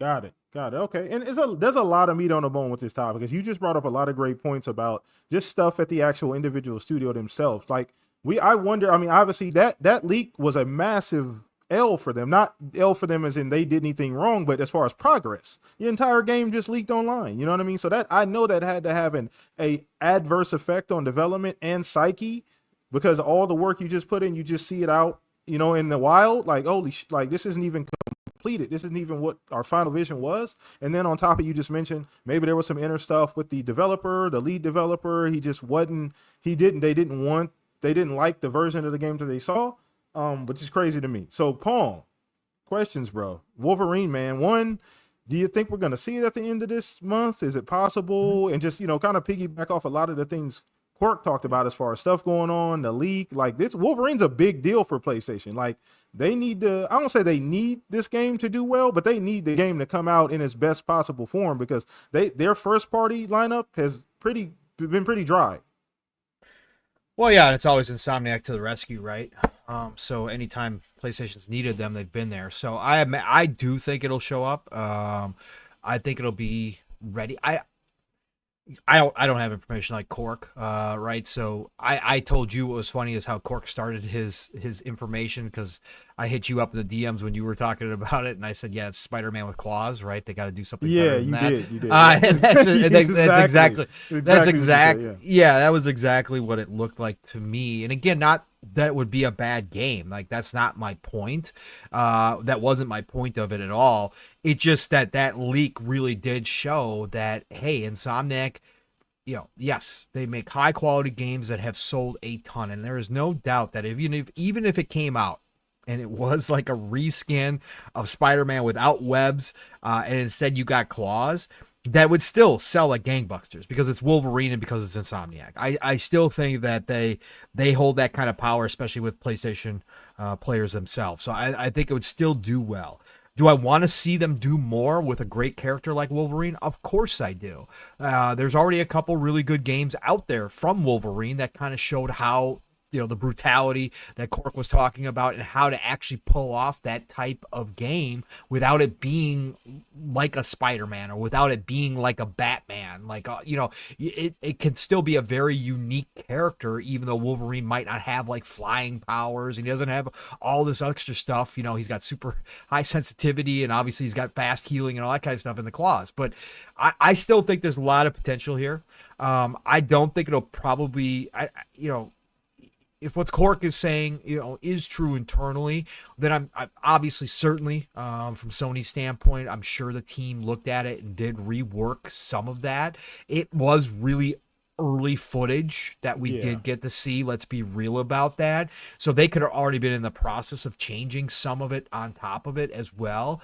But I think that they do need a great first showing to alleviate some of the questions. It has been a long time coming. I don't even believe I don't know. I think this game's still 2027. What year did we see it in? Did they reveal it? What was that, 22? No, what year did we first see it in? Was it 22? The leak? 21? The leak was Well, no, not the leak. When we saw the trailer, was that VGA's the first? Oh, trailer? You're talking about that. Yeah, you're talking about the teaser that they had with him in the bar. With him in the bar. Was that a PlayStation show, or was it a 2022? VGA's? Yeah, that was a PlayStation 22? show. Okay. Yeah, I want to say 2022. I'm pretty sure that was a PlayStation show. 2022. Got it. So yeah, no, I think that they have to have a good showing with it. But I just don't have any doubt in Insomniac. Like, I just don't. Like, again, I wouldn't. I tried Spider-Man 2018. I thought it was a cool game. I understand why so many people love it, but it's not up my alley. I don't know if this one will be either at the end of the day, but I still think that, their record, their history speaks for themselves. They'll pull this thing together. And it's not like we're going to have this massive blowout if they do show it. I'm pretty sure they probably got a nice little game slice that they can put together, even if they reworked it. Even if they reworked it, that gives a good idea of what they're going for with Wolverine in game. So I think they do show it here, and I do think it's going to probably turn out good for them. I just don't expect it next year. What's more interesting to me is if they're going to do the Venom game that was part of the leak, because that Venom game is supposed to come first, right? And then Wolverine is 2027, 2028. So I want to know if Venom is still real. So could they show up and all of a sudden have a Venom game ready? Maybe, because that's more in line. Like, they've already got the world kind of built with Spider-Man. Maybe Venom shows up and surprises everybody and is launching next year. Right? I could see them doing something like that too, because that was in the leak and it sounded pretty solid. So, yeah, I can't wait to see what they do. I can't wait to see Wolverine more. Yeah, same. It's interesting too that you brought that up about Venom. I completely forgot about that, because I know that they signed their bait. Now, I don't know if it was their decision. Maybe it wasn't. They are owned by Sony. Maybe PlayStation said, "Hey, you guys are going to be the de facto, since you did so well with Spider-Man. You guys are going to be the de facto Marvel factory for us. You're just going to make Marvel games." And once again, like you said before, they do need the game to show well. Like, I know it's PlayStation, but they need the game to show. The game needs to show well, like that. And what we saw, at least up until that point, like you said, it was very, very early. But it probably, it absolutely did look like Spider-Man with claws. Oh, for sure. Him climbing up the walls with the claws was the weakest part. I was like, bro, come on, man, come on, man. You gotta do a little bit better than that. But again, I think the extra pressure obviously comes from the price points of these games, because obviously the Marvel license is so expensive. We found that out through the leak too, right? Sony is paying out the freaking nose. Like, this is like, we're, again, that part of that leak was they're going to chop up the next Spider-Man game into 2 or possibly 3 parts to cut down on the cost and to recoup more of the cost, because the licensing fees are so big. Well, the Wolverine is going to cost just as much. So I do think that's where the added extra pressure comes from. That's why what Cork said, I believe that internally after the leak came out, and they heard, whether or not it was early or not, it was early footage. I think Sony certainly probably stepped into the studio and said, hey, let's talk about this. Yeah, the leak sucks, and it was too early to show, and that wasn't what we wanted people to see. But now that people have kind of gotten an idea of what you guys were doing, what do we really got going on here, and is it going to differentiate itself enough from Spider-Man to stand on kind of its own as a Wolverine game should? And do we need to look in a different direction? And maybe, like Cork said, that's why one of the main guys did wind up leaving, is because they wanted to have a different set of eyes on it. But that the cost of that game is going to be astronomical. That's going to be another $300 million plus game for them. $80? $80? Oh yeah, easy. All day. Yeah. Good Lord. Good. Yeah. If the mouse is involved, it's definitely going to be $80. Disney ain't taking no loss. But yeah, no, I agree. I mean, it's Wolverine. It's a highly anticipated title, like you said before. And Court, you brought this up too earlier. That you don't have to do anything crazy with Wolverine. He's not one of those Marvel characters that sells you on his cool abilities. Yeah, he has the claws, and that's what he's most known for, and he has the healing factor, but it's really just his personality, and just he's a cool badass, and you know what I mean? Like, it's just his kind of scruffiness, and like he's kind of a everyday, superhero, right? Like, kind of an everyday, just regular old guy. He feels closer to that than a lot of other Marvel characters, so that's part of his appeal. So I don't really think all the extra sauce. Dumb question. Speaking of that, though, that cool character, are they going to get him smoking cigars in this game? You don't have characters smoking very much anymore. At the bar? Right, but he didn't have a smoke. There was nobody smoking in that bar. He had a drink, correctly. I think. Smoking is something that's been on the outs of video games for a very long time, and one of Wolverine's things is chomping on a cigar. It would be pretty crazy I would like to see if they're going to get that in there, because that is part of his cool factor. But to your point, PTK, before Cork, all you got to do is for it to be brutal and for him to have that kick-ass attitude. Yep. That's the two things you can't lose in making this game. That's it. Another thing too, I'm curious, what storyline do they go? Is this a completely separate storyline for Wolverine? Is this all new, like a completely separate? Is it part of his rogue gallery? Is it any storyline connected to the movies? Like, we don't know that direction either. So that's another interesting thing for me. Are they tying this to something, or is it just a standalone Wolverine game and they just use some of the enemies in his rogue gallery, right? Just to make a single player game. So I'm curious about that too. But I want to get to Fuzz on this one as well, Fuzz. Rumor, brother. Possibly another state of play, Fuzz, at the end of this month is what I'm hearing, for Wolverine. And Cork just said it. He broke down whether true or not. I trust Cork, but you just never know. But like, there's a lot of things that happen, and we saw the leak in real time, and that's as bad as it gets from a leak. Like, that's as bad that your entire game is just out there on YouTube, and people are actually playing it. Not even YouTube. People are like playing the actual build of the game, which is crazy. So hearing that they've swapped creative directors, things like that. I mean, the timeline is kind of close. It's kind of tight, especially if they started all the way over. But what do you think? I know these are going to come across as shady jokes, but I'm going to say them anyway. Well, maybe this will be where they finally do PC day and date. I mean, they've already had a day one PC before console. So if they do announce something later this month, reshow or show an update of it, please let it be day and date on PC. You might as well pull that Band-Aid off while you're at it. No, but I don't know. I get a totally different feeling as far as how ready this game is. Like, each showing that it had, or as far as other people's showings of the build that was out on the internet, because of the whole Spider-Man with claws thing, they had to really, I wouldn't say scrap everything, but they definitely had to rework some stuff, and that takes time. And that leak was it a year ago or around about a year ago? Like The if leak it of that the game leaked Two. online, and it was Insomniac, 2 years wasn't it? ago. It was like oh, two. 2 years Yeah, ago. yeah. In a day and age where games take more than 5 years, I mean, sure, it's built off of a similar engine to another game that they've been, working on and stuff, but I think it needs more than a couple of years to, before it's ready to show. Like 2 years might be a good time to show it as far as, I wouldn't say a CGI, but like what do they call that? Like a vertical slice, something in engine kind of thing. Um, and hopefully it makes you completely forget about Spider-Man and its appearance or whatever. But yeah, I don't know. All these rumors about, showcases and stuff like that, it almost feels like just before Sony's about to announce it, that's when it's most believable kind of thing. But like the whole thing with 007, I think more people were expecting something first party as far as from Sony on that. And I don't think any of their first parties really ready to show anything. Like Sonos or whatever, or Soros, I think is probably the next title that they show again before release. Like they've already shown Ghost of Yotai. I think Wolverine is a next year thing when we get reintroduced to it. And then maybe it's a 2027 title. Showing it now means it should be a 2026 title.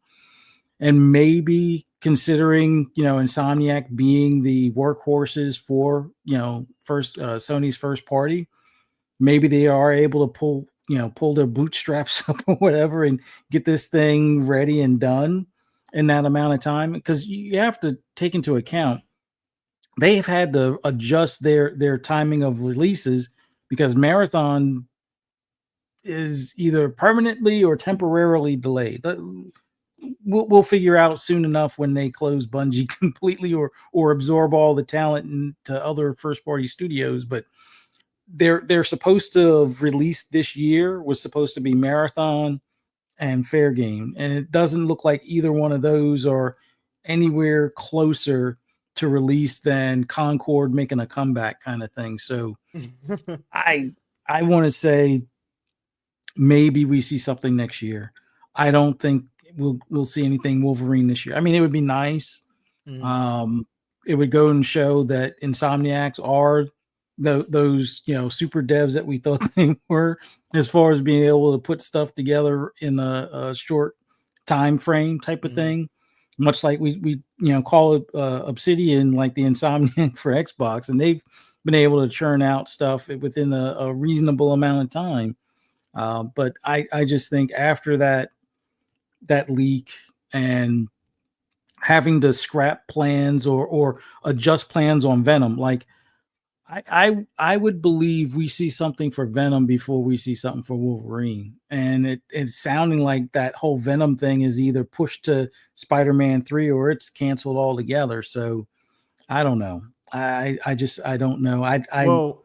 I would expect something next year, not this year. Think about it as well, too, guys. And I mentioned this earlier about they're signed up contractually. Now, I don't know what the dates are for those games that they're working on. So if things get pushed back, that means everything else behind that gets pushed as well. And I don't know how accommodating Disney is as far as having to push X-Men and all the other games that they have signed up as well. So they need Wolverine to come out at some point. It's going on, what it'll be 3 years this year. So at some point it does need to come out. And it's crazy because PlayStation is at a time right now, especially in their first party lineup, it's probably at its thinnest that it's been in probably a decade as far as the offerings, because they essentially went full, everybody go make a live service game, and that didn't work. And so everybody has to start over, and that's going to take time. So a game like it's Wolverine, all about remasters after that. That was like kind of the fill in the gap kind of thing. And third party deals, right? Go get something like Stellar Blade or something like that to just fill the gap for a little while and keep our name out there. But I do want to ask you guys another question too about Wolverine. We could just kind of free for all on this one essentially. So trying to figure out a way to ask this. I know we made the Spider-Man comparisons earlier, and I doubt the game is in the same state it's in, or even probably plays or looks even the same, especially if they've changed creative directors. I think that's a for sure sign that, okay, we didn't really like the design of the previous version of the game that we have. So do you think does Wolverine need to be like a home run for PlayStation and Insomniac? And we can just all kind of free for all on this. For the cost, yeah, of course it does. I mean, I'll keep mine short. You still think it's going to be a few $100 million development? I mean, obviously the license itself is. Oh, that's what I'm saying. Between the license and everything, you're talking about $200-300 million game again. Yeah, no, for sure. Especially now that they're reworking it. Yeah, no, they got a big team on that. Yes, it has to be a big seller. I'll just keep it short and simple. Yes, this has to be a big seller. It has to. Even with the climate that we're currently in, you know what I mean? Like, I don't know, like. Wolverine's a strong character, and I guess the game could come out and blow everybody's fedoras off and then sell 10 million copies, but I don't know, Pong. Like, I just that leak probably hurt quite a bit. Then you're changing creative directors. Maybe it works out. Matter. There's no excuses. Like if Days Gone was a failure, you don't think a $300 million. Well, Days Gone sold. Like 6 million copies or something, right? 7, 8 million. That's what I'm saying. So this has to be. You think they're going to accept that from a Wolverine game and say, well, you know, the leak hurts you guys? No, the Insomniac's one of their primo teams. They're paying out the butt for the license. They're paying out the butt to Insomniac as a developer to have those teams work on these licensed games. So yeah, no, the expectations are going to be through the roof on this one as well. I mean, sure. is 10 million even enough at this point? Like we know Helldivers 2 outdid Spider-Man 2, and they didn't have all the accolade, stuff that they talked about with the first Spider-Man or even Miles Morales for that point at the beginning of the generation. That all of that stuff was silent for Spider-Man 2. So, and that was the one that people poked fun at. It was like it got 7 nominations and took home 0 awards or something. But it's like, whether it's the $70 price point or what have you, it seems like 10 million for something that's costing 300 million plus is a non-starter. Like that, I don't even know if that breaks even with the licensing. It appears that Disney has upped the cost, although maybe that was just for Spider-Man because they want that IP back kind of thing, and that's the way you beat Sony over the head until they cave in kind of thing. But I don't know. I think I won't say this is doomed kind of thing, but yeah, this thing to do 20 million, that's probably the target. And is it 20 million with the pack-in numbers, or is this, make it a smaller experience because of the timeline that we're talking about, with having to maybe start over to some extent or rework some things?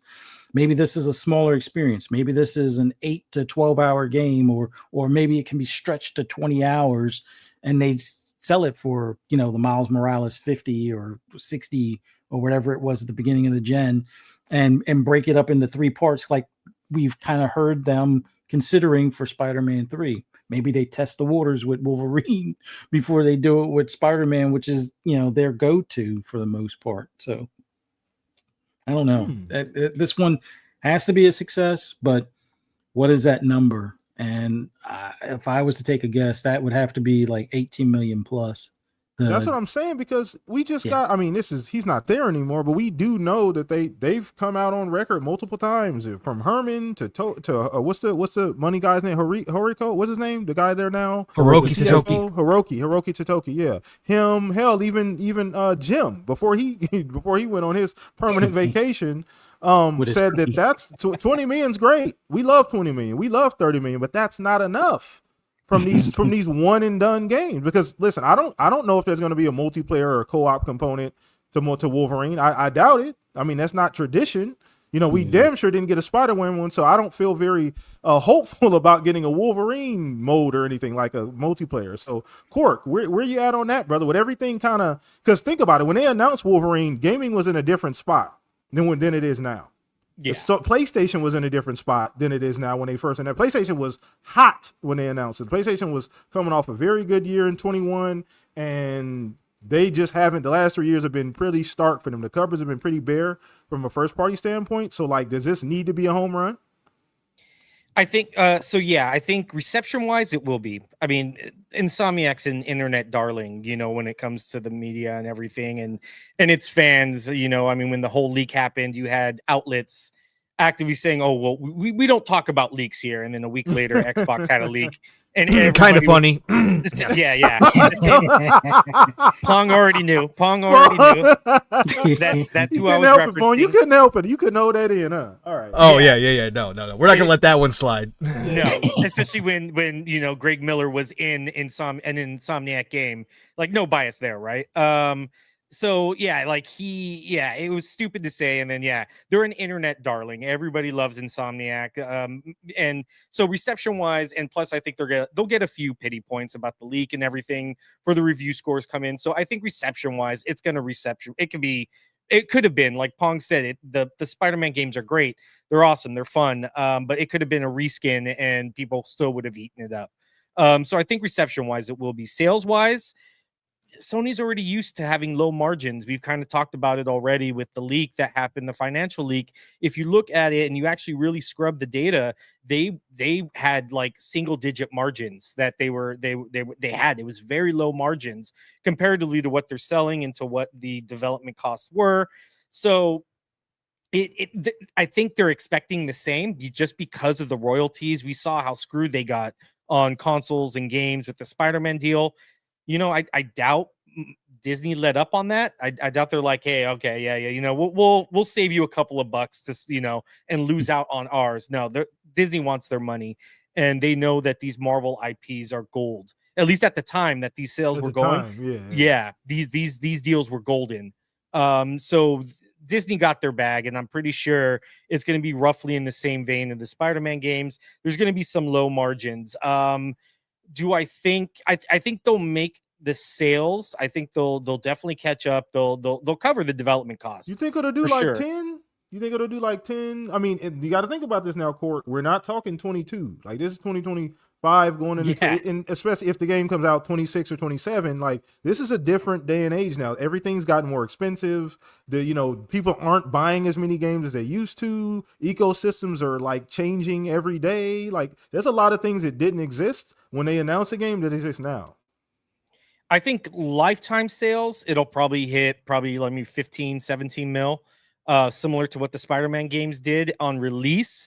It's hard to say. So, with development, they understand they're not going to recoup development costs on day one, a month in, maybe even 2 or 3 months in. It's going to be, it's appreciated over the time of sales, which is why kind of the PlayStation does how they do the releases. Console for a year, PC the next year. I think they're kind of expecting the same thing. I think overall it'll probably do pretty well, like better than a few of their other games that have released recently. So I'm assuming maybe like 4 or 5 mil from PlayStation. Probably within its first year, like half a year to a year. And then once they move it, if they do open to Steam, I expect some of those sales will probably get taken a little bit away. So I would say probably within its first year, if they do a simultaneous release with Steam and consoles, I'd say they probably do like 6, maybe 7 mil, maybe 5, on the first year. And then over time, as sales happen and things like that, they'll continually open up. But I think they're going to milk this as long as possible. So I don't think they're going to do a day and date. Honestly, I think they're going to do, the PC. I think they're going to milk the, $80 price. It's probably going to be $80. This is a Disney title we're talking about, Marvel title. So they'll probably do an $80 release for the full first year. Probably like 6-7 months in, do a deal to where it's like 20% off. So now it goes back to its normal price tag of like $60 and still rake in that cash. And then once it hits the PC again, another $80 title, maybe 60. And they'll do that for a year, and a half, and then kind of change, or half a year and then kind of put it on sale, that kind of thing. So I think they'll definitely recoup their development costs on it. As far as like overall sales go, I'm assuming maybe like 6 to 7 mil within its first like 2 years, maybe 10, like anywhere between 6 to 10, depends on how they do their strategy and what they market the price at and things like that. But I'm assuming probably maybe like 6 to 7 mil probably within its first year. Nice. It's still. I mean, listen, that's nothing to sneeze at. You know, it's No, crazy that we definitely just not. talked about it and we just brought up that example. Now, once again, this is a different time, different place. We brought up the Days Gone example. That sold 7-8 million and it was a failure. It didn't even get a second one. And that's a different studio, right? That's different time and place. I understand that, but and I know Insomniac is not. Who did Days Gone? I'm having a brain fart right now. Bend What's the Studio. developer's name? Ben. Yeah, Yeah, Bend. they're not Ben. They don't. They don't. I'm sure they're a couple rungs up the ladder at PlayStation. You know, but still, you know what I mean? Like you have to look at it that way too. You know, Hiroki Totoki, it's a money man. He's like, look, somebody in the chat mentioned they're trying to get the margins up to 10%. I don't mean to get into too much Excel spreadsheet because that's not why we're here, but that stuff matters, you know. And like I said before, things are completely different, Cork.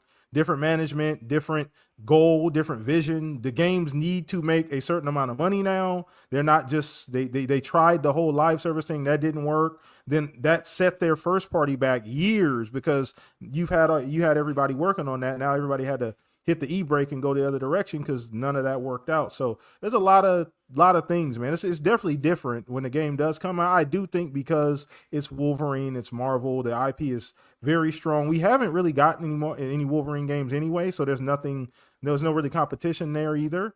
So I do think there's going to be a big enough pull and push for people who want that game. It's still going to sell incredibly well when it does come out. Now that's all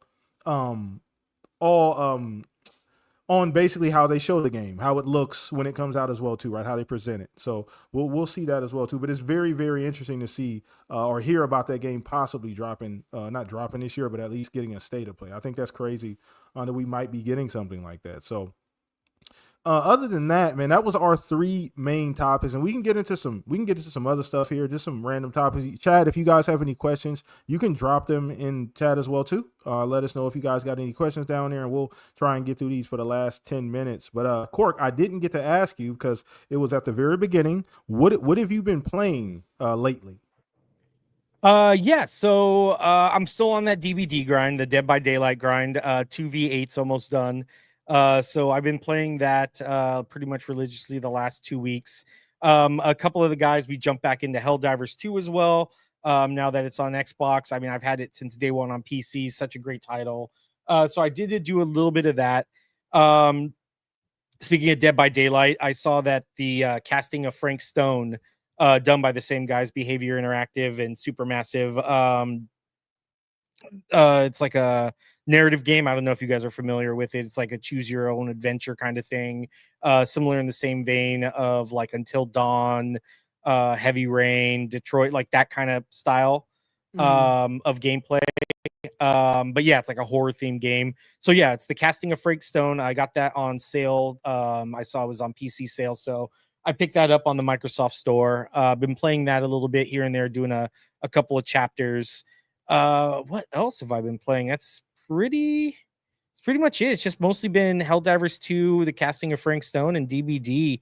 Like I said, once Borderlands comes out, I'll be probably jumping on that day one for sure. Awesome. Okay, cool. And there was a question as well. Razor did drop a question. It's a good one. I think it was pertaining to what we were just talking about with Wolverine. He said, do you think the console bundle, because you know they will cost an extra $80, or will that be only $50 extra like they normally do? So anybody want to jump in on that? It'll probably be the 50. I mean, that's the standard. I mean, everyone's following Nintendo's league or Nintendo's lead on this. So, I mean, they did the same thing where it's like pay $80 for the game or get it in the bundle. You know, you're already buying the console, might as well get it in the bundle and only pay 50. So I think they'll take a page out of Nintendo's book there, and they'll probably subsidize the cost a bit with the console to make it a $50 game to incentivize people to buy the console if you haven't already. You think they'll do any like custom stuff for Wolverine, like maybe a controller or even a custom console, maybe? Or because we don't get a lot of custom consoles and things anymore. We don't get them as often as we used to. It used to be almost damn near every game had a custom console, at least the main ones back in the day. But we don't get them as often. You think they do something like that for Wolverine? They did it for Spider-Man. Definitely a controller, maybe some skins or like replacement covers for Wolverine. That's right. You can do the covers. That's right. So they'll probably do that, but the controller is like an absolute, because I think they've finally learned, even though I don't like their designs that they do, except for maybe the Astrobot ones. They've learned from Xbox that you can actually make a killing on selling the same controller just with different coloring or stickers on it, kind of thing. Yeah, they'll do the controller, but the covers for the console, it's likely. I don't know if they make a whole new console that you can buy as a kit. It would make sense if they're doing it as the pack in. If that winds up being like a holiday release game, then yeah, they'll definitely do the console and the game because that would make the most sense. But if it's not like for the holidays, I think they just do a regular console and maybe you see some, custom covers out there that people either put together themselves or maybe they release it at some point. We'll see. Okay. Pong, you think so? Maybe they do anything like custom for Wolverine if they decide to? Oh yeah, when it comes out. I think there'll be tie-ins. Yeah, for sure. I think they'll have a couple different accessories for it at least. And I think that again, anything Marvel, I think they will use to their advantage to recoup on the licensing. I think it's just, and like everybody said, it's been proven that it does sell. I'm surprised they don't do it more. I'm surprised that Xbox doesn't more. Like we've talked about this many times. It just like the way that Xbox sells controllers is freaking nuts. I still never understood why they didn't go hardcore. I mean, I guess because they really weren't promoting the consoles that much, but why they didn't go into console covers more, I have no idea. And console skins or whatever you want to call them. Because those things were popular as well. But yeah, I mean, I think anything that Sony can do with that IP, they will do, and I think we will see a controller at least. We see plates if possible. Who knows what else? They might come up with something completely off the wall for it too. But yeah, there will be something for sure. Yeah, I agree. That's why I brought up the question because I can see, like you said, at least a controller for us. Like, I can definitely see at least that minimum. Maybe, like you said, maybe some plates. Maybe they do a brand like a D brand, or I don't know, some other brand does the plates for them, and it's like a third party situation where you just buy them from them and just add the plates on rather than directly from PlayStation, or they just like you do that. So that's very interesting as well too. So. We're almost gonna wrap this up, but I want to take a few more questions if you guys have them. I'd love to answer anything you guys we may have missed. Maybe you guys wanted to ask at the earlier in the show. We were talking about something different, so go ahead and drop that in chat as well. I got another question for all you guys before we get another one. Oh wait, what did he say? Hold on. What big hits have they had or excitement they have for any? Okay, I mean, I guess we can take that question. Razor has another one.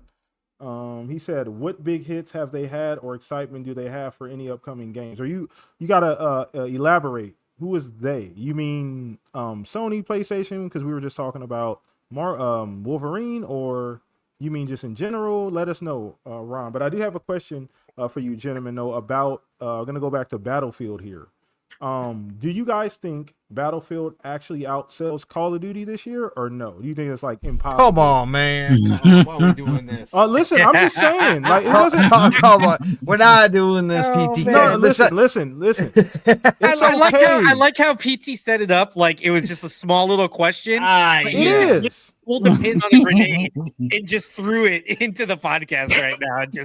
So the reason why I'm asking, so listen, hear me out here. Okay, explain yourself. I need you to explain yourself. Hurry up. Before you, we're gonna have another coup. We're about to have another coup. No. Okay, all right. Before you, I know you got the hand on the guillotine. Don't let go of the rope just yet. Okay.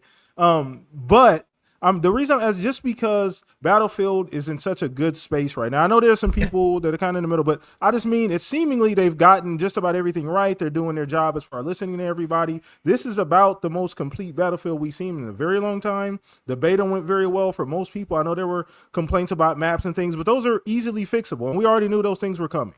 So I think people won't have those complaints. And then Battlefield, not Battlefield, but Call of Duty, it is Call of Duty, and I understand that, but it's seemingly going the opposite direction. Although there was some recent comments stating that, hey, we hear you, we understand you guys want certain things. Maybe those things come back in this next Call of Duty.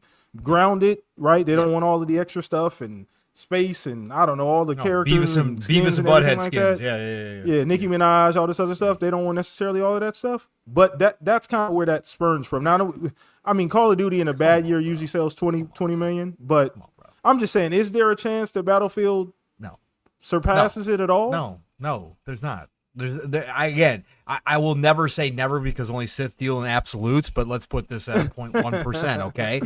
This is no, because you look at Battlefield at its peak when it was considered right up there alongside Call of Duty as some of the best multiplayer ever. You go back to Bad Company 2, you go back to, obviously 3, or actually the latest and greatest one, which was more modern, which was Battlefield 1, right? Yeah. It still did not outsell Call of Duty or even come close. Listen.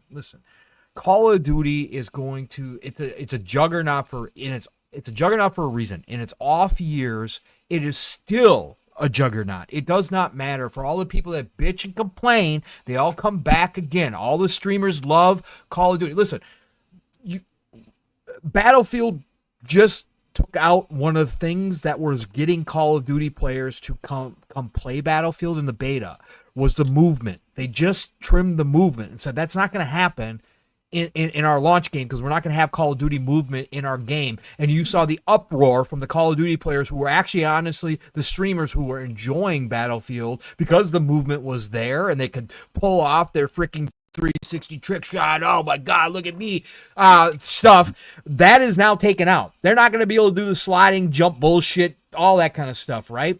So DICE themselves said, no, we're not going to have, like, as much as we would love you guys to come here and enjoy and stream Battlefield, you're going to have to play Battlefield the way that Battlefield was intended, which was a much more grounded military shooter, right? We're bringing it back to the days of old, and that means you Call of Duty players who like that shit aren't going to get it here.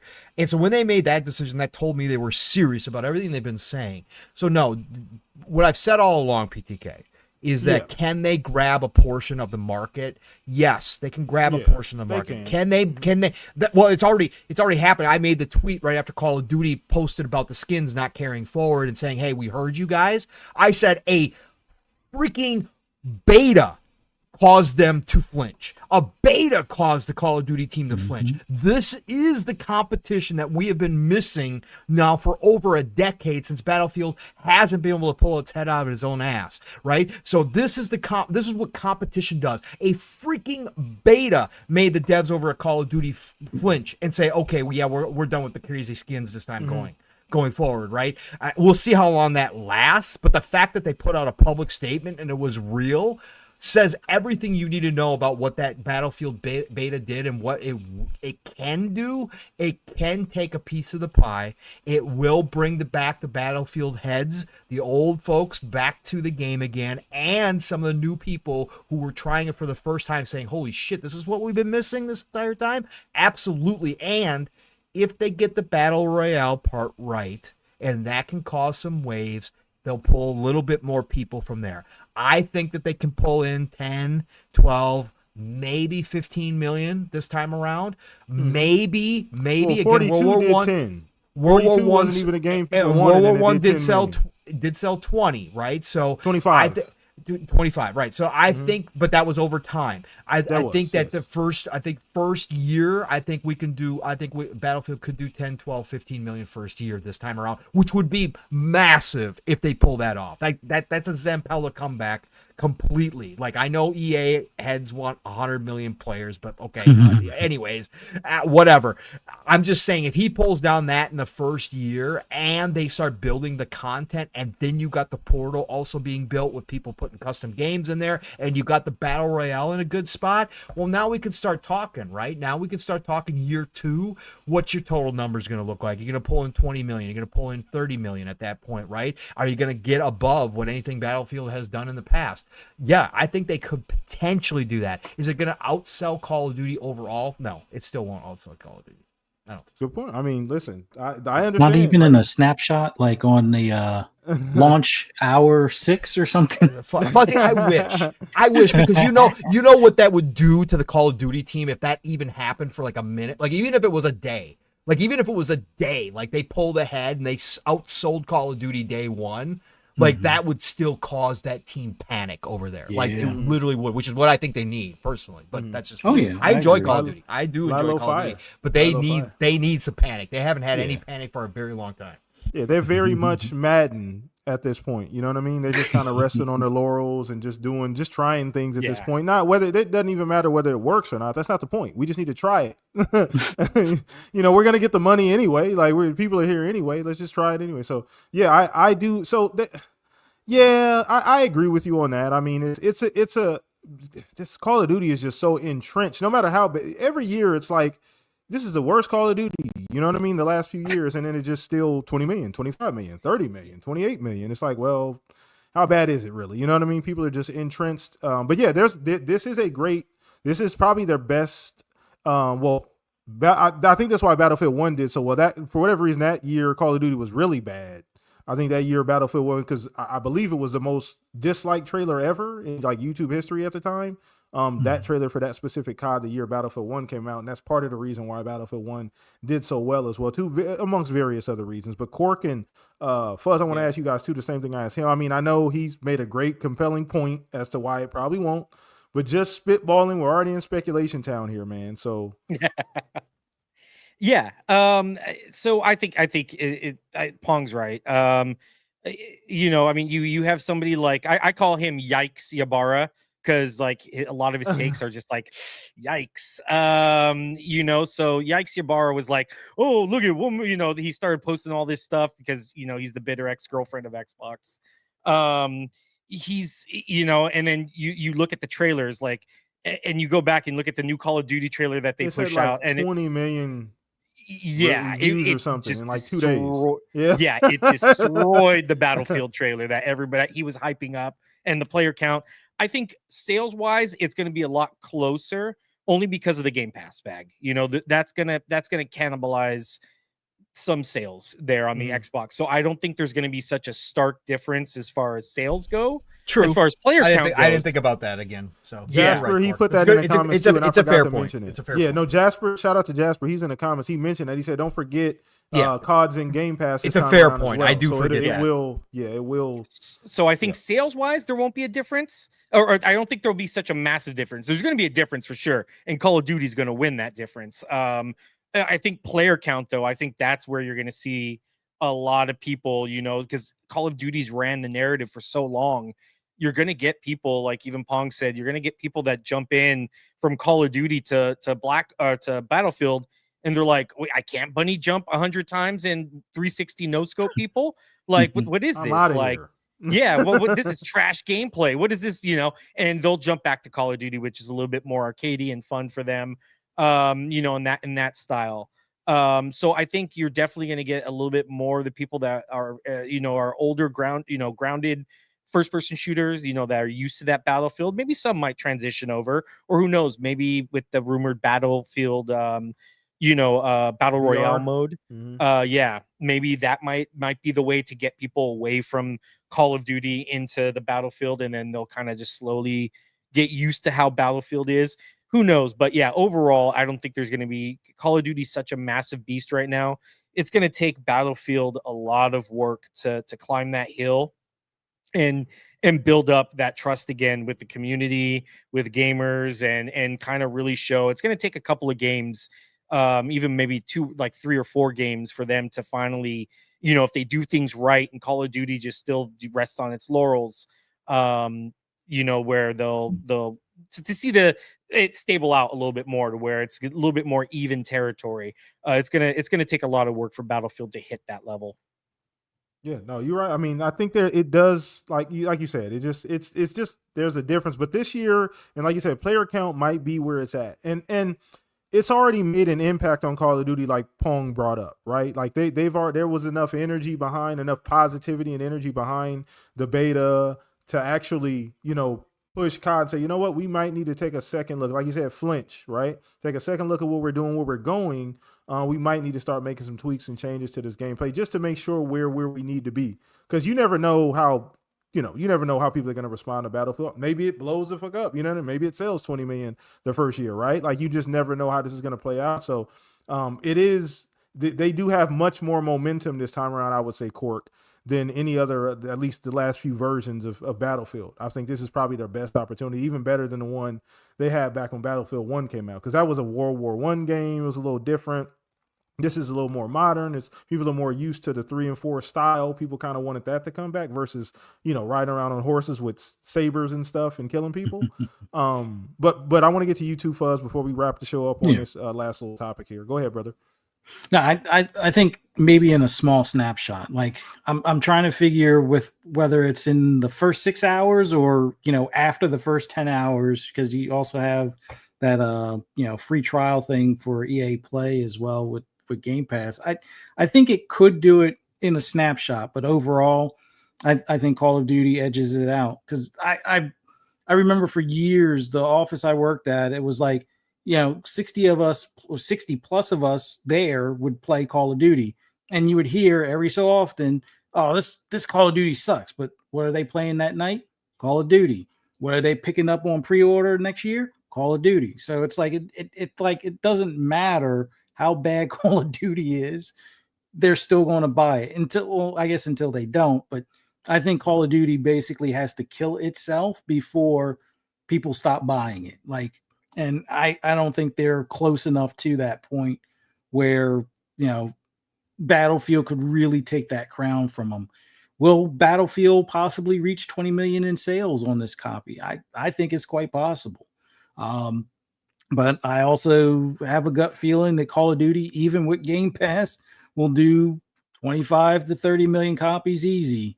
Much like they did with, I think Black Ops 6. I got to look at it again, but I think it was like something like 36 million.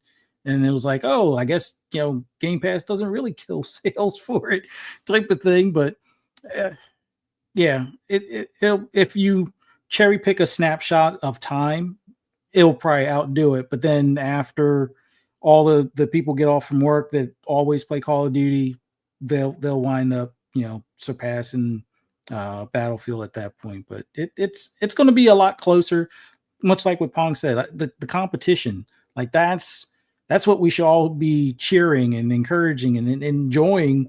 When these games have to look over their shoulder and see, hey, these guys could steal our lunch, so let's keep our foot on the gas, or let's look at the overall picture. What's the room say? Oh, the room says we don't want to play Beavis and Butthead anymore. Okay, well, that won't carry over till next year or in the next game, kind of thing. So we'll see how it works. I don't know. I'm looking forward to Battlefield 6. Call of Duty, I'll play the campaign. Hey, it's in Game Pass, saves me some money. But I already pre-ordered Battlefield 6, so it is what it is. Hey, and we'll see. And like I said, we got to see how this plays out at the end of the day. But we are going to go ahead and wrap up this episode of the Shop Podcast 371 on that note. And it was another phenomenal show. Shout out to everybody in chat who came out. You guys were super engaging. Everybody in chat talking. I love seeing that. I love the community here that shows up every single Sunday. And I want to make sure we get around this panel to give everyone their outros and everything like that. So we're going to start with our guests. First and foremost, Cork, I love having you here. This is the second time you've been on the show, bro. And it's awesome to have you here, bro. I'm so glad I reached out in the first place, having you on, man. I enjoy your takes. I enjoy your gaming knowledge as well. So let everybody know, first and foremost, where they can find you as well, too, brother. Awesome. Yeah, you guys can find me at the Korkenstein on Twitter, Twitter. I still call it Twitter, X, whatever, Blue Sky, Threads. You can find me there. My gamer tag Korkenstein to add me if you guys want. As far as a big thank you too to you guys, Pong, Fuzzy. Fuzzy, I see you every Friday. Pong and PTK. It's always awesome seeing you guys here. So thank you again. It's been your chat has been awesome. Big appreciation for bringing me on. Yeah, for right now, Game Pass Gumbo, I'm trying to get our co-host set up to stream.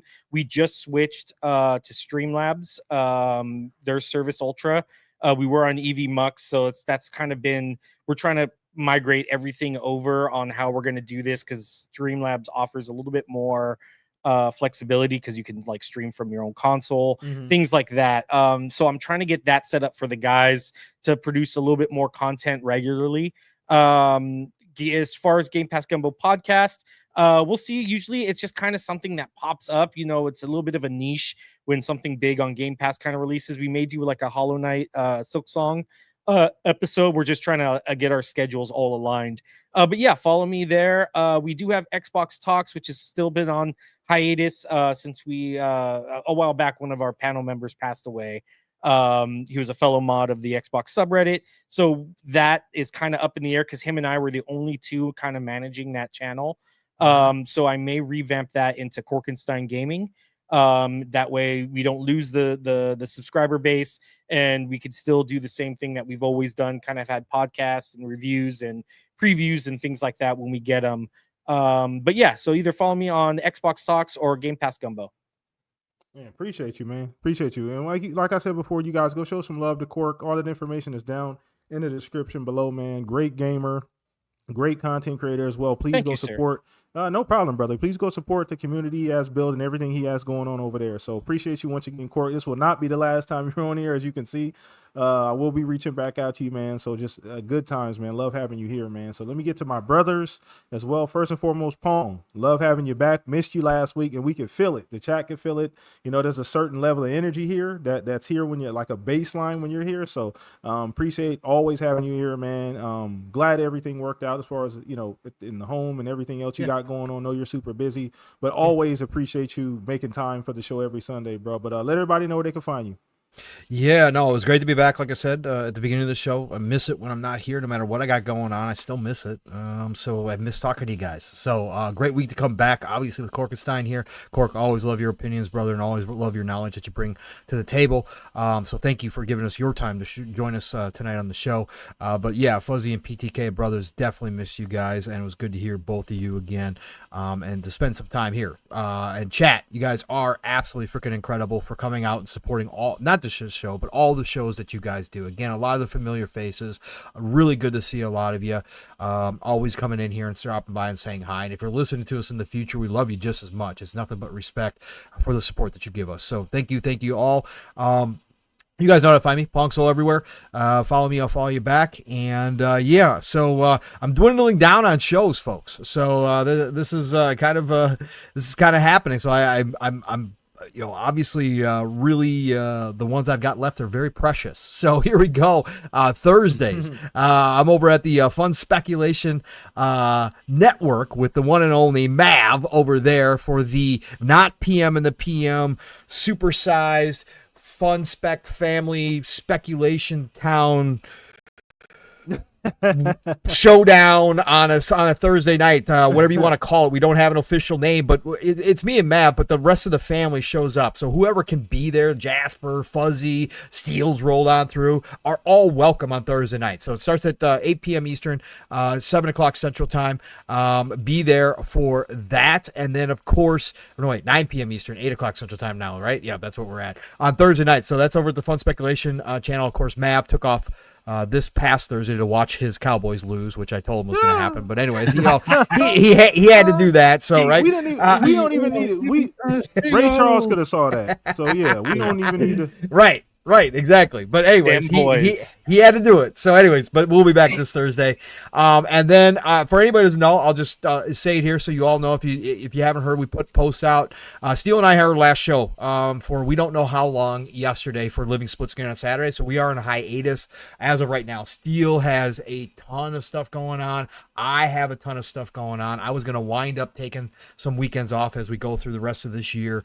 Anyways, just because of how much I've got to do before the end of the year and into the new year. So, but he had a bunch of stuff pop up. So we are just taking a hiatus. We're going to take a break. Episode 199, that's what we ended on yesterday. We did 6 hours yesterday. We didn't want to get off of the show. So we just kept going. We wound up into non-gaming talk at the end of the show with the chat, deep topics at the end of the show with the chat, but Living Split Screen will be on hold. We will be back at some point. Him and I love it too much, and we have such a great time together on Saturday morning, so we will be back. Don't know when. It could be this year. You might see us do some game streams this year, like I said, for Battlefield. But as far as the show goes, you might see us this year. You might not see us this year. It might be next year before we come back. But we will be back. And episode 200, when we come back, is going to be spectacular. So, so no more Saturday shows. So other than that, right here, Sundays, Shop Podcast, God willing, I'll be back here for another one with these two great gentlemen and usually a great guest or two as well. It's the golden age of gaming, people. So get out there, enjoy the rest of your Sunday night into your Monday. Some of you are probably already into Monday. I hope you have a great start to your week. Play what you love what you play, and I'll talk to you all real soon. Thanks, PTK. Get us out of here, brother. Appreciate it, man. You guys know what to do with Pong. Go follow his socials. That's going to be the easiest way to keep up with him. Like you said, he's whittled down to a couple shows now throughout the week. So, but we appreciate the shows that he is on, man. So I appreciate you, Pong, especially, brother, for just hanging out here. One of the few shows you're still on. So, man, I'm super grateful for that, brother. But you guys know what to do. Go support Pong and everything he has going on. But last but not least, Mr. Fuzzy Belvedere. Another show, man. It was a good week this week. Had a lot of content, had a lot of stuff to talk about. But let everybody know where they can find you as well, brother. No, as always love doing this with you and Pong. So glad we had Korkenstein on here as well tonight. Man, this was a pretty good time. I enjoyed this. Sorry for showing up a little late because so much stuff going on in the background, but hopefully next week should have a little bit of a new look and some things situated. So we'll see how that goes. But man, always a fun time with you guys. Thanks to everybody in the chat for showing up. Greatly appreciate the support. Don't forget, hit the like button, subscribe if you haven't already. We greatly appreciate it. And for those that want to hear my rambles and rants on anything gaming related, just follow me on social media. Just do a search for Fuzzy Belvedere. You'll be able to find me. But be safe out there. Play some games. Watch some horror movies. Got to watch The Conjuring tonight. Pretty good movie if you're into horror movies and paranormal stuff. Definitely check it out. But yeah, hope to see you guys here. Same place, same time next week. See you then. Appreciate you. You guys know what to do with Fuzzy too. Go down in the socials. Go follow him as well too on the different shows. Got the podcast coming up. Fuzzy got some big things in the work. So you guys keep tapped in, stay tapped in to Fuzz. You guys will be pleasantly surprised. I'm sure he has a lot of things coming down the road. So I always appreciate you here, Fuzz. Like I said before, Mr. Consistent, thank you so much for just being a part of the show, man. It's a true honor, you and Pong, to come out and hang out with me every single Sunday, brother. So I'm the host here, obviously, ptkblam, man, and I appreciate every single one of you guys here as well. And easy to find me. All my socials are down there as well. You want to play some games, hit me up on Xbox. Socials are there as well. So I just appreciate you guys, man. We're gonna do this again next week, so I hope you guys come back and hang out with us. And shout out to everybody on the replay watching. Appreciate you guys as well too. Even though you're not here live, you guys matter just as much. So thank you guys for just the love and support here at the Shop Podcast, man. But we will be back next week, same time, same place. Enjoy your weekend. Go play some games. Be safe and have fun. Peace out, everybody.